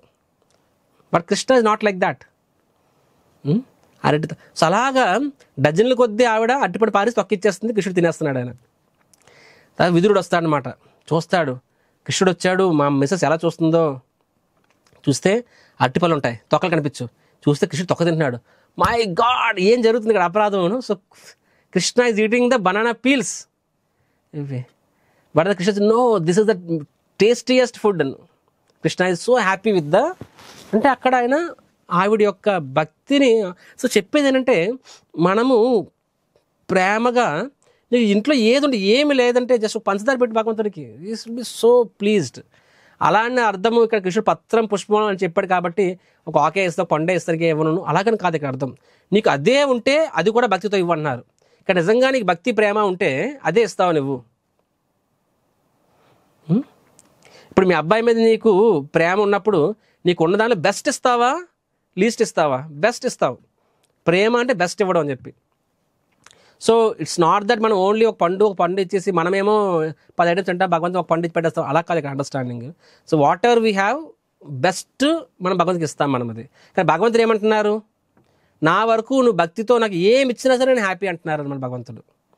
బికాజ్ నాకు ఆ భక్తి అనే ఎలిమెంట్ ముఖ్యం. కాబట్టి డబ్బున్నోడు డబ్బు లేనివాడు ఇవేం కండిషన్స్ కాదు, భక్తి అనేది ఒక్కడే కండిషన్. ఆ భక్తి ఉంటే భగవంతుడు ఏదైనా స్వీకరిస్తాడనమాట. సో నెక్స్ట్ శ్లోకంలో ఏం చెప్తున్నారంటే, సరే ఈ స్థాయి భక్తి మీకు లేకపోతే అట్లీస్ట్ ఇక్కడ మీరు చూడొచ్చు ఫర్దర్గా. సో అందుకనే నేను మళ్ళీ చెప్తున్నాను, ప్రతి ఒక్కరు చెప్తున్నాను, మీరు ప్రేమగా మీ ఇంట్లో ఏదైతే వండుతున్నారో దాన్ని స్వామివారి కోసం వండుతున్నట్టుగా ఆ భావనలో మీరు వండి స్వామివారికి పెట్టండి. పెట్టి తర్వాత దాన్ని మీరు ప్రసాదంగా తీసుకోండి, దాన్ని మీ ఫ్యామిలీ పెట్టండి. మీకు అనిపిస్తుంది మా పేరెంట్స్ మా పిల్లలు మా భర్త ఈ లైన్లో లేరు, నో ప్రాబ్లం, ఆ ప్రసాదం ఇస్తూ ఉండండి, వాళ్ళే మారిపోతారు. సో ఆయన కోసం చేస్తున్నప్పుడు ఆయన నచ్చిన విధంగా చేయాలి. కాబట్టి పూర్తి శాకాహారంలో చేయాలి, ఉల్లి వెల్లుల్లి కూడా వాడరు. సో వంటకంలో ఉల్లి వెల్లుల్లి లేకుండా మంచిగా చేయండి. మనం తినే ముందు శబరి భగవంతుడు పెట్టే ముందు తిన్నది ఎంగిల్ చేసింది, మనం అలా చేయకూడదు. బాగానే ఉంది, నో, నైవేద్యంగా ఫస్ట్ పెట్టాలన్నమాట, తర్వాత రుచి చూడొచ్చు. సో అర్పించడం ఎలా మీరు పీడిఎఫ్లో చూస్తారు. శాకాహారము భోగపడి ప్రత్యేకమైన పాత్రలు ఉండాలి. మనం తినే ప్లేట్స్ భగవంతుని పెట్టకూడదు, భగవంతుడు సెపరేట్ ప్లేట్స్ ఉండాలి. వంటకం మీద తులసి పత్రం వేయాలి, గంట మోగిస్తూ మంత్రాలు పఠించాలి. ఏ మంత్రాలు పఠించాలో మనం ఇక్కడ చూస్తున్నాం, ఇక్కడ ఉన్నాయి ఇవి. తర్వాత కనీసం ఒక 5 నిమిషాలు 10 నిమిషాలు డిపెండ్స్ అపాన్, అది పర్వాలేదు, పెట్టినప్పుడే మనం 2 నిమిషాలు పెడతాను మనసులో అనుకోవాలి. భగవంతునికి సడన్గా లాగేకూడదు ప్లేటు. ఈజ్ ఎ పర్సన్, ఆయన ఒక మెషిన్ కాదు ఆయన. కాబట్టి మెంటల్గా బై డిఫాల్ట్ 15 నిమిషాలు పెడతారు. కానీ మీ టైం లేకపోతే స్వామి 5 మినిట్స్లో మీరు స్వీకరించండి అని చెప్పి 5 మినిట్స్ తీసుకోవచ్చు. ప్రసాదం బయటకు తీసి మీ కుటుంబ సభ్యులందరికీ వడ్డించండి ఆ ప్లేట్ కడిగిన తర్వాత. సో ఇలాగ మనం ప్రసాదాన్ని స్వామివారికి పెడతాము. తర్వాత భగవంతుడు ఏం చెప్తున్నారంటే, ఒకవేళ మీరు ఈ స్థాయిలో లేకపోయినా సరే అప్పుడు నిష్కామ కర్మయోగం చేయండి. అంటే ఏంటంటే, యత్ కరోషి యదశ్నాసి యజ్జుషోషి తదాసియత్ యత్ తపస్వతి కౌంతయ్య తత్కురుషు మదర్పణం చెప్తారనమాట. యత్ కరోషి, నువ్వేమైతే చేస్తున్నావో నువ్వు చేసే పనుల్ని నా కింద చేయండి, రైట్, యజ్జుషో. సో అలాగా భగవంతుడు చెప్తానంటే నువ్వేం చేస్తున్నావో అది నాకు చేయండి అని చెప్తున్నారనమాట, రైట్. సో సింప్లీ స్పీకింగ్, మీరు దానం చేస్తున్నారా అది నా కింద చేయండి, మీరు భోజనం చేస్తున్నారా నాకు ప్రసాదంగా పెట్టి చేయండి, మీరు పని చేస్తున్నారా అది నా ప్రీతిర్థం కోసం చేయండి. సో ఈ విధంగా సో వాట్ యూ డూ, మీరు చేయాలనుకున్న చేసి దాన్ని నా కోసము నాకు అర్పించండి చెప్తున్నారు. భక్తి అంటే ఆయనకు నచ్చింది చేయడం భక్తి అంటే. నిష్కామ కర్మ అంటే మనకు నచ్చింది చేసి దాన్ని భగవంతుడికి అర్పించడం, రెండు తేడా ఉందన్నమాట. ఇప్పుడు చక్రధారి ఇంటికి పిలిచినప్పుడు నాకు నచ్చింది చేస్తే భక్తి, మీకు నచ్చింది చేసి నాకు పెడితే అది నిష్కామ కర్మ అనమాట. రైట్. సో సో అలాగా భగవంతుడు చెప్తున్నారు, నిష్కామ కర్మ యొక్క చెప్తున్నారు. తద్వారా ఏమవుతుంది, మత ధర్మాలు కృష్ణ కోసం చేయండి, తినుట ప్రసాదం తీసుకోండి, దానం కృష్ణ చైతన్య పురోభివృద్ధి చేయండి, ఎవరికో కాదు నా కోసం చేయండి, తపస్సు అనేది నా కోసం చేయండి. రైట్. అంటే ఏకాదశి ఉపవాసం చేస్తున్నారు, ఏకాదశి చేయండి, నా కోసం చేయండి. తపస్సు జపం నా కోసం, నా మంత్రం జపించండి, ఇలా చేయడం చెప్తున్నారు భగవంతుడు ఇక్కడ. అలా చేయడం వల్ల ఏమవుతుంది, 100% కర్మ అనేది పోయి మీరు సంపూర్ణంగా మీరు స్వతంత్రులు అవుతారని చెప్తారనమాట. సో లాస్ట్లో భగవంతుడు ఇక్కడ ఫర్దర్గా దాని హృదయాన్ని ఆవిష్కరిస్తున్నారు అనమాట. ఏమని చెప్తారంటే ఇక్కడ, ఓకే, సమోహం సర్వభూతేషు నమే ద్వేషోస్తి నా ప్రియ ఏ భజంతు తు మాం భక్త్యా మయి తేషు చాప్యహం అని చెప్తారు. సమోహం, ఈ శ్లోకంలో సమోహం సర్వభూతేషు, అందరూ నాకు సమానమే, నమే ద్వేషోస్తి నా ప్రియ చెప్తారన్నమాట. నాకు ఎవరు ప్రియమైన వాడు కాదు, ఎవరు ద్వేషి కూడా కాదు అని చెప్పి. సో భగవంతుడు ఇక్కడ ఏం చెప్తున్నారంటే నేను పక్షపాతిని కాదు అని చెప్తున్నారు. సో కానీ 3rd 4th లైన్ ఏం చెప్తున్నారు, ఏ భజంతుతో మాం భక్తి, ఎవరైతే నన్ను సంపూర్ణంగా విశ్వసిస్తారని పూజిస్తారో మయి తేషు చాప్యహం, అతనికి నేను ఫ్రెండ్గా ఉంటానని చెప్తున్నారు. అంటే ఒకే శ్లోకంలో 2 పాయింట్లు చెప్తున్నారు. ఒకటేం చెప్తున్నారు, నాకు ఎవడు ఫ్రెండ్ అందరికీ సమానమని చెప్తున్నారు. ఇంకోటి చెప్తారు, కానీ ఎవడైతే నాకు భక్తుడు అవుతాడో ఆ వ్యక్తికి నేను క్లోజ్ ఫ్రెండ్ అవుతానని చెప్తున్నారు. ఇప్పుడు చెప్పండి, సో భగవంతుడు పార్షియలా ఇంపార్షియలా? టైప్ చేయండి, చాట్ బాక్స్ చేయండి. ఇది లాస్ట్ కాన్సెప్ట్, మనం విల్ కంప్లీట్ దిస్. భగవంతుడు పార్షియలా ఇంపార్షియలా? Somebody type it, please type. అందరు ఇంపార్షియల్, ఓకే, ఒక్కరు పార్షియల్ చెప్పారు, వెరీ గుడ్. మిగతా వాళ్ళు doubtful. Partial, impartial, doubtful, impartial. So ఇక్కడ భగవంతుడు ఏం చెప్పాడు, ఫస్ట్ 2 లైన్స్లో ఇంపార్షియల్ చెప్పాడు, కానీ 3rd 4th లైన్ ఏంటి, కానీ ఎవరైతే నాకు భక్తులు అవుతారో నేను వాళ్ళకి స్పెషల్ ట్రీట్మెంట్ ఇస్తాను అంటున్నారు. అంటే పార్షియాలిటీ కదా అక్కడది. సో అండర్స్టాండింగ్ ఏంటంటే భగవంతుడు సైమల్టేనియస్లీ పార్షియల్ ఇంపార్షియల్ రెండును. అదెలా అవుతుంది ప్రభుజీ సైమల్టేనియస్ అంటే? అవుతుంది భగవంతుడి విషయంలో. అంటే భగవంతుడు పరమాత్ముడుగా ఇంపార్షియల్, భగవంతుడు as a person, as a భగవంతుడిగా ఆయన పార్షియల్ అనమాట. యాజ్ ఎ పరమాత్మ అంటే సూపర్ సోల్. చూడండి, తను నమ్మిన వాడికి నమ్మని వాడికి ఇద్దరికి భగవంతుడు చూసుకుంటారు, అవునా కాదా? నమ్మని వాడికి కూడా హార్ట్ బీట్ కొడుతుంది, శరీరం పనిచేస్తుంది, ప్రకృతి సహకరిస్తుంది, వాడు కూడా సుఖపడతాడు. రైట్. సో నమ్మిన వాడికి నమ్మని వాడికి అందరితో కూడా భగవంతుడు అంటే ఒక పరమాత్మగా ద్వేషించే వాడికి కూడా ఆ భగవంతుడు లేడు అని చెప్పడం కోసము వాడు ప్రయత్నిస్తున్నాడు అంటాడు. వాడికి ఇంటెలిజెన్స్ కూడా భగవంతుడు ఇస్తాడు. హిరణ్యకశిపుడిని భగవంతుడు చంపాలనుకున్నాడు కదా, చంపడానికి బోల్డ్ శక్తి కావాలి కదా, ఆ శక్తిని ఎవడిస్తున్నాడు? భగవంతుడు ఇస్తున్నాడు. తనను ద్వేషించే వాడికి కూడా శక్తిని భగవంతుడే ఇచ్చాడు ఇక్కడ. మీకు అర్థమవుతుందా?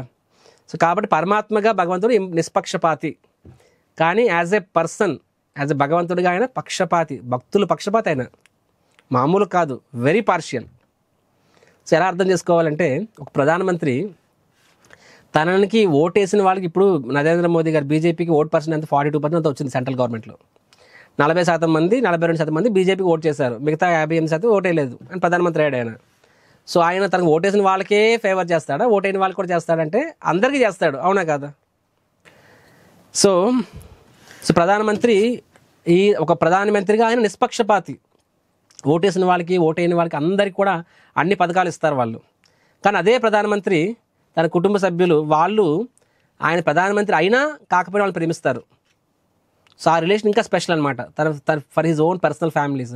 సో వాళ్ళకి తను పర్సనల్గా వాళ్ళకి అంటే మిగతా వాళ్ళకి ప్రభుత్వ రూపాన వాళ్ళందరూ చూసుకుంటాడు, కానీ తన సొంత కుటుంబ సభ్యులకి పర్సనల్గా చూసుకున్నాడు వాళ్ళని. అర్థమవుతుందా? సో ఆ రకంగా హీఈస్ స్పెషల్లీ. సో డివోటీస్ అనేవాళ్ళు భగవంతుడి యొక్క కుటుంబ సభ్యులు కాబట్టి వాళ్ళని భగవంతుడు చాలా పర్సనల్గా తీసుకుంటారనమాట. Right.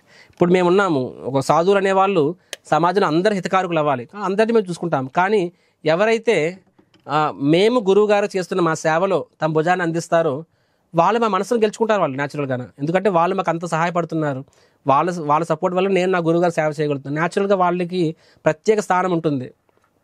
So he's a person, as a person he is partial, but as a power, as a shakti is impartial అనమాట. అండ్ అది కూడా ఒక రకంగా ఇంపార్షియల్, ఎందుకంటే ఆయన ఎవరిని ఇప్పుడు ప్రధానమంత్రి ఎగ్జాంపుల్లో వీళ్ళు మాత్రమే కుటుంబ సభ్యులను పరిమితి తీసుకుంటారు, కానీ భగవంతుడు అలా కాదు, వీళ్ళకి మాత్రమే స్పెషల్ మెర్సీ ఇస్తాను, ఎవరికైనా ఓపెనే అది. If you become devotee you also get that special facilities. అక్కడేమి భగవంతుడు రెస్ట్రిక్ట్ చేయట్లేదండి.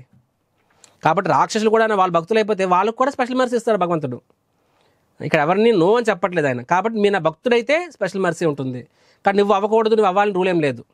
సింపుల్ చెప్పాలి, టీచర్ ఉంటాడు క్లాస్లోని అందరికీ పాఠాలు చెప్తాడు, నిష్పక్షపాతి. కానీ కొంతమంది టీచర్ చెప్పింది బాగా వింటారు. టీచరు ఇప్పుడు మీలో ఉన్నారు, అందరికీ నేను క్లాస్ చెప్తున్నాను, ఒకరికి చెప్పట్లేదు, మొత్తం 140 మంది చెప్తున్నాను. కానీ మీలో కొంతమంది చాంటింగ్ వస్తున్నారు, జపం చేస్తున్నారు, ప్రశ్నలు అడుగుతున్నారు. సో న్యాచురల్గా నాకు కొంచెం మీ పేర్లు గుర్తుకుంటాయి నాకు అక్కడ, న్యాచురల్ అది. సో టీచర్ అనేవాడికి కొంత ఫ్రంట్ బెంచ్లో కూర్చొని చెప్పిన నోట్స్ రాసుకొని అడిగిన ప్రశ్న సమాధానం చెప్తున్నప్పుడు టీచర్కి వాళ్ళ పట్ల స్పెషల్ మమకారం ఉంటుంది. అది ఫేవరెట్ స్టూడెంట్ అంటారు. ఆ ఫేవరెట్ స్టూడెంట్ అన్నది మాత్రం పక్షపాతం కాదు, అది ఒక రకంగా పక్షపాతం కూడా. ఎందుకంటే ఆవిడేమి నా వ్యక్తికి ఏం కాదు, రేపొద్దు ఇంకొకటి వచ్చి వాడు కూడా టీచర్ చెప్పినట్టు వింటే వాడికి కూడా టీచర్ స్పెషల్ టైం ఇస్తుంది, స్పెషల్ ఆన్సర్లు, డౌట్స్ క్లారిఫై చేస్తుంది. సో అదేవిధంగా భగవంతుడు ఇప్పుడు హిరణ్యకశిపుడు అన్నాడు, భగవంతుడు పక్షపాతి, దేవతల పక్షపాతి, మమ్మల్ని తమ్ముడిని చంపిస్తాడు అని చెప్పి. అరే నీ తమ్ముడిని చంపాడంటే వాడు ధర్మానికి విరుద్ధంగా వెళ్ళాడు. అదే మీ తమ్ముడు డివోట్ అయిపోమని చెప్పు, మీ తమ్ముడిని కూడా కాపాడుతాడు ఆయన. కాబట్టి ఆయనకి ఎవరు వ్యక్తి ఒక పర్టికులర్ ఒకరి మీద ఇదని కాదు, ధర్మాన్ని పాటించే వాళ్ళని ఆయన ఎప్పుడు కాపాడుతాడు ఆయన. మిగతా వాళ్ళని కూడా కాపాడుతాడు, కానీ వీళ్ళని పర్సనల్గా కృష్ణుడు పర్సనల్గా ఫోకస్ చేస్తాడు వాళ్ళని మీద. సో డివోటీ అయితే భగవంతుడు నీ జీవితాన్ని పర్సనల్గా చూసుకుంటున్నారు. ప్రభుత్వం చూసుకోవడం వేరు, ప్రధానమంత్రి ఇప్పుడు చంద్రబాబు గారు మొత్తం రాష్ట్రాన్ని చూసుకుంటున్నారు, కానీ తన సొంత కుటుంబం, తన కొడుకు, తన మనవడు, వాళ్ళని కోడలు ఇంకా ఎక్కువ పర్సనల్ చూసుకుంటారనమాట. సో మన శుద్ధ భక్తులం అయితే ముఖ్యమంత్రి గారు సొంత కుటుంబ సభ్యులు అయినట్లు లెక్క. అది ఇక్కడ భగవంతుడు చెప్తున్నాడు స్టోరీ అనమాట. అండ్ సో ఆ ఎలిమెంట్ చెప్పారు ఇక్కడ. అండ్ లాస్ట్ ఇంకేం చెప్తున్నారు తెలుసా, అలాంటి శుద్ధ భక్తుడు ఇప్పుడు కుటుంబ సభ్యులు అన్నాక కొన్నిసార్లు తప్పు చేసినా సరే మనం వాళ్ళని స్పెషల్గా కాపాడుకుంటాము ఈ లోకంలో. సో కృష్ణుడు కూడా పర్సన్ ఏం చెప్తున్నాడు, అది అలాంటి శుద్ధ భక్తుడు ఒకవేళ తప్పు చేసినా సరే, తెలియక తప్పు జరిగినా సరే, అయినా సరే నేను వాళ్ళని వదలను. ఏమో కొంచెం దండిస్తానేమో, తప్పు చేసి కొడతానేమో, కానీ వాళ్ళని వదిలిపెట్టాను నేను, వాళ్ళు ఏమి వేస్ట్, నువ్వు తరిమాను నేను. ఎందుకంటే క్షిప్రం భవతి ధర్మాత్ర శాశ్వతం కౌంతేయ ప్రతి జానేహి నమే భక్త్యా ప్రణశ్యతి. ఏమో చెప్తారంటే ఒకవేళ నా భక్తుడు తప్పు చేసినా సరే స్టిల్ నేను అతన్ని సాధువుగానే పరిగణిస్తాను, అతన్ని శుద్ధ భక్తుగా పరిగణిస్తాను. ఎందుకంటే తన తప్పు తెలుసుకొని వెంటనే పశ్చాత్తాపడి మళ్ళీ నా దగ్గరికి వస్తాడు. కాబట్టి ఒకవేళ డివోటీ తప్పు అయినా సరే స్టిల్ ఈజ్ మై మ్యాన్. అంటే చూడండి ఇక్కడ భగవంతుడు తన భక్తుడి మీద ఎంత ప్రేమ ఒలకపోస్తున్నాడు. ఇప్పుడు ఒక పోలీసుడు ఉంటాడండి, దొంగ తప్పితే కొడతాడు, జైలు పెడేస్తాడు. సొంత కొడుకు అయితే కొడతాడేమో, కానీ అయినా సరే అక్కడ ఇప్పుడు ఒక పోలీసోడు దొంగని కొట్టడానికి పోలీసోడు తన కొడుకుని కొట్టడానికి తేడా లేదండి. ఆ పోలీసు దొంగని కొట్టినప్పుడు కసితో కొడతాడు, కొడుకుని కొట్టినప్పుడు ప్రేమతో కొడతాడు. సో భగవంతుడు భక్తులకు కూడా తప్పితే దండిస్తాడు, కానీ ఆ దండంలో కూడా ఎంతో ప్రేమ ఉంటుందండి. ఎందుకంటే ఆ భక్తుడు అనేవాడు భగవంతుడు సరెండర్ అయ్యాడు, ఎక్కడో తప్పు అయిపోయింది. కాబట్టి భగవంతుడు ఏమంటున్నాడు, అలాంటి వాడు నా దృష్టిలో సాధువే, కాబట్టి మీరు అందరూ గౌరవించాలి. ప్లస్ నేను ఒకవేళ తప్పు జరిగినా సరే వాడు నా మనసులో నా స్థానం కోల్పోవడం అని చెప్పి మళ్ళీ ఏమంటున్నాడు భగవంతుడు, అర్జున నువ్వు చెప్పే విషయాన్ని, కౌంతేయ ప్రతి జానే నువ్వు చెప్పే విషయాన్ని మొత్తం అందరికి చెప్పు, నమే భక్త్యా ప్రణశ్యతి, నా భక్తుడికి ఎప్పటికీ వినాశనం లేదు అని చెప్పి. ఎందుకు చెప్పమంటున్నాడు ఇక్కడ భగవంతుడు, తన అర్జునుడి ద్వారా ఎందుకు చెప్పమంటున్నారు? ఎందుకంటే జనాలు కృష్ణుడు చెప్తే కొన్నిసార్లు నమ్మకపోవచ్చు, కానీ తన భక్తుడు చెప్తే ఇంకెక్కువ నమ్ముతారు. అదేంటి ప్రభుజీ అంటే కృష్ణుడు తన మాటని తప్పుతాడు కానీ తన భక్తుల మాటని తప్పనివ్వడు. చూడండి భీష్ముడు కృష్ణుడు తను శపథం చేశాడు, నేను అస్త్రం ఎక్కువ పెట్టను అని చెప్పి. భీష్ముడు కూడా శపథం చేశాడు, రేపు 5 పాండవులు చావాలి లేదా కృష్ణుడు అస్త్రం ఎక్కువ నన్ను అడ్డుపడాలి అని చెప్పి. కృష్ణుడు అడ్డుపడితే నేను చేయలేను దేవుడు కాబట్టి, అదర్వైజ్ ఖచ్చితంగా రేపు పాండవులు చంపేస్తాను దుర్యోధన ముందు అన్నాడు. కృష్ణుడు టెన్షన్, తెల్లారు ఏమవుతుందని చెప్పి. కృష్ణుడు తలుచుకుంటే అర్జునుడికి ఎక్కువ శక్తిని ఇవ్వచ్చు భీష్ముడు కన్నా, ఎందుకంటే భీష్ముడి శక్తి కూడా కృష్ణుడిదే, అర్జునుడి శక్తి కృష్ణుడిదే. అర్జునుడికి ఎక్కువ శక్తిని ఇవ్వచ్చు, తద్వారా అర్జునుడు భీష్ముడిని ఓడించవచ్చు. అప్పుడు కృష్ణుడు అస్త్రం ఎక్కుపెట్టాల్సిన అవసరం లేదు, అర్జునుడు చావాల్సిన అవసరం లేదు. కృష్ణుడు అర్జునుడిని కాపాడాలి, కానీ అస్త్రం ఎక్కుపెట్టకూడదు. సో ఇలా చేయొచ్చు. కానీ అలా చేస్తే ఏమవుతుంది, భీష్ముడు మాట తప్పినట్టు అవుతుంది కదా. భీష్ముడు కూడా శుద్ధ భక్తుడే. భీష్ముడిని కూడా ఆయన మాట కూడా నిలబెట్టాలి, అర్జున్ని కాపాడాలి. ఈ రెండు ఒకేసారి ఎలా అవుతుంది? నా మాట తప్పాలి. సో ఏం చేశాడు? భీష్ముడు అర్జున్ని ఈజీగా ఓడించేస్తాడు, అర్జున్ చంపేపోతాడు. అప్పుడు కృష్ణుడు మధ్యలో అడ్డుపడి తన ఆ రథచక్రాన్ని ఎత్తిపెట్టి రథాంగ పాని భీష్ముడు వెళ్తాడనమాట. భీష్ముడు గమనిస్తాడు. జస్ట్ భీష్ముడు తెలుసు కృష్ణుడు తలుచుకుంటే ఆ చక్రం ఎక్కపెట్టకుండా అర్జున్ కాపాడగలడు. అప్పుడు అలా చేస్తే ఏమవుతుంది? భీష్ముడి మాట పోయినట్టు. తన భక్తుడి మాట నిలబెట్టడం కోసం తన మాట తప్పాడు కృష్ణుడు. సో ఇన్ జనరల్గా మాట తప్పిన వాడు ఈ లోకంలో చీ అంటారు. ఈ రోజుల్లో సిగ్గుల జవడగా ఉండదు, అది వేరే విషయం. కానీ అప్పటి రోజుల్లో మాట తప్పడం అంటే అది ప్రాణం పోవడంతో సమానం. కృష్ణుడు తన భక్తుడి మాట నిలబెట్టుకో తన మాట తప్పాడు తప్ప తన భక్తుడి మాట నిలబెట్టాడు. కానీ భగవంతుడు అలా చేస్తే ఆయన విలువ ఇంకా పెరిగి తగ్గలేదు. మన విషయంలో మాట తప్పి అబద్ధం ఆడితే మన విలువ పడిపోతుంది. కానీ భగవంతుడి విషయంలో ఇంకా పెరిగింది. ఎందుకంటే ఆయన చేత కాదు, చేత అయి కూడా తన భక్తుడి కోసం తను త్యాగం చేశాడు ఆయన. కాబట్టి భగవంతుడు ఏమన్నాడు? అర్జున నేను చెప్తే ఆయన నమ్మరు, నువ్వు చెప్పు. ఎందుకంటే నువ్వు చెప్తే నా భక్తుడు చెప్పిన మాట నేను నిలబెడతాను, కాబట్టి నువ్వు చెప్పు, నా భక్తుడికి ఎప్పుడు నాశనం ఉండదు అని చెప్పి భగవంతుడు అర్జునుడి ద్వారా చెప్పిస్తాడు. నా భక్తుడు ఒకవేళ తప్పు చేసినా సరే అయినా సరే నేను ఆయన్ని భక్తుడిగా పరిగణిస్తాను, అయినా సరే నా మనసులో స్థానం చెక్కు చెదరదు, అటువంటి వ్యక్తికి నాశనం ఉండదు అని చెప్పి. Right. So that is what we have seen. So పాప ఫలాన్ని నశింపచేయను, పాప ప్రవృత్తులు నాశనం చేస్తుంది, అనుకోకుండా పాపానికి ఒకవేళ పాపం చేసినా సరే వాళ్ళని కూడా రక్షిస్తుంది శుద్ధ భక్తి అనేది. సో కాబట్టి కంక్లూజన్ ఏంటి? ప్రతి ఒక్కరు కూడా ఏమని చెప్తున్నారు? కృష్ణుడు ఏమంటున్నారు? నేను భేదభావం చూపించను, స్త్రీలు అయినా వైశ్యులైనా శూద్రులైనా సరే ఎవరైనా పరంపదిని పొందగలరు. చూడండి, ధ్యాన యోగ ఉంది, అష్టాంగ యోగ ఆడవాళ్ళకి ఎంట్రీ లేదు, శూద్రులకి ఎంట్రీ లేదు, ఎందుకంటే వాళ్ళకి అంత ఇంద్రియ నిగ్రహం ఉండదు అని చెప్పి. కానీ భక్తి విషయంలో స్త్రీలు లేరు, శూద్రులు లేరు, ప్రతి చండాలుడైనా సరే హరినామం జపం చేస్తే శుద్ధ భక్తుడు అయిపోతాడు. భక్తి అనే మార్గంలో మాత్రమే మీకు ఆ క్వాలిఫికేషన్, అంటే జస్ట్ భక్తి ఉంటే చాలు. దానికి నీకు చదువు, సంధ్య, నీ కులము, మతము, నువ్వు స్త్రీనా పురుషుడా, అంగవైకల్యం, అందగాడ, ఇవేం సంబంధం లేదు. కృష్ణుడు చెప్తున్నారు ఇక్కడ. సో కాబట్టి నేను కంక్లూజన్ చెప్తున్నారు. కాబట్టి అర్జున మన్మనా భవ మద్భక్తు, సదా నా చింతని అందే నమ్మకమే ఉండు, మధ్యాజీ మనం నమస్కరు, ఎప్పుడు నా భక్తుడవు, ఎప్పుడు నీ మనసులో అన్నీ నమస్కరించుకో, మామే వైశ్యసి యుక్తత్వం ఆత్మాన మత్పరాయణ, ఈ విధంగా సంపూర్ణంగా నా భక్తుడు అయితే నన్ను చేరుకుంటావు అని చెప్పి చెప్తున్నారు కృష్ణుడు. సో కంక్లూజన్ ఏంటంటే మనం ఇక్కడ ఏం చూస్తాము? ఫస్ట్ భగవంతుడు యాక్చువల్గా ఇది రాజగుహ్యం, అంటే మోస్ట్ కాన్ఫిడెన్షియల్ నాలెడ్జ్ అని చెప్పాడు. ఎందుకు రాజగుహ్యం అంటే భగవంతుడి యొక్క మనస్సుని ఆవిష్కరిస్తుంది ఈ అధ్యాయం.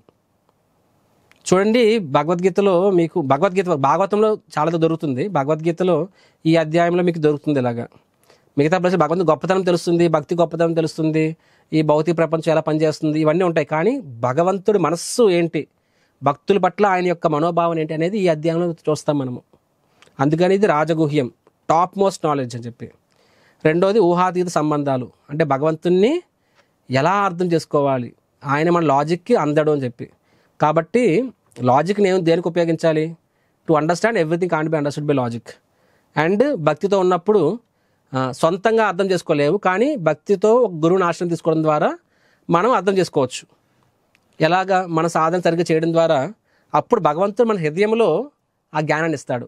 ఆ కాబ్లర్కి ఇచ్చాడు కదండి, చండాలుడికి ఆయనకి ఎలా తెలిసింది? ఈ మర్రి చెట్ల నుంచి వచ్చిందని ప్రేరణ. సో లాజిక్ ద్వారా అర్థం చేసుకోవాలనుకుంటే నువ్వు ఎంత పిహెచ్డి బ్రహ్మదేవుడికి అర్థం కాలేదు.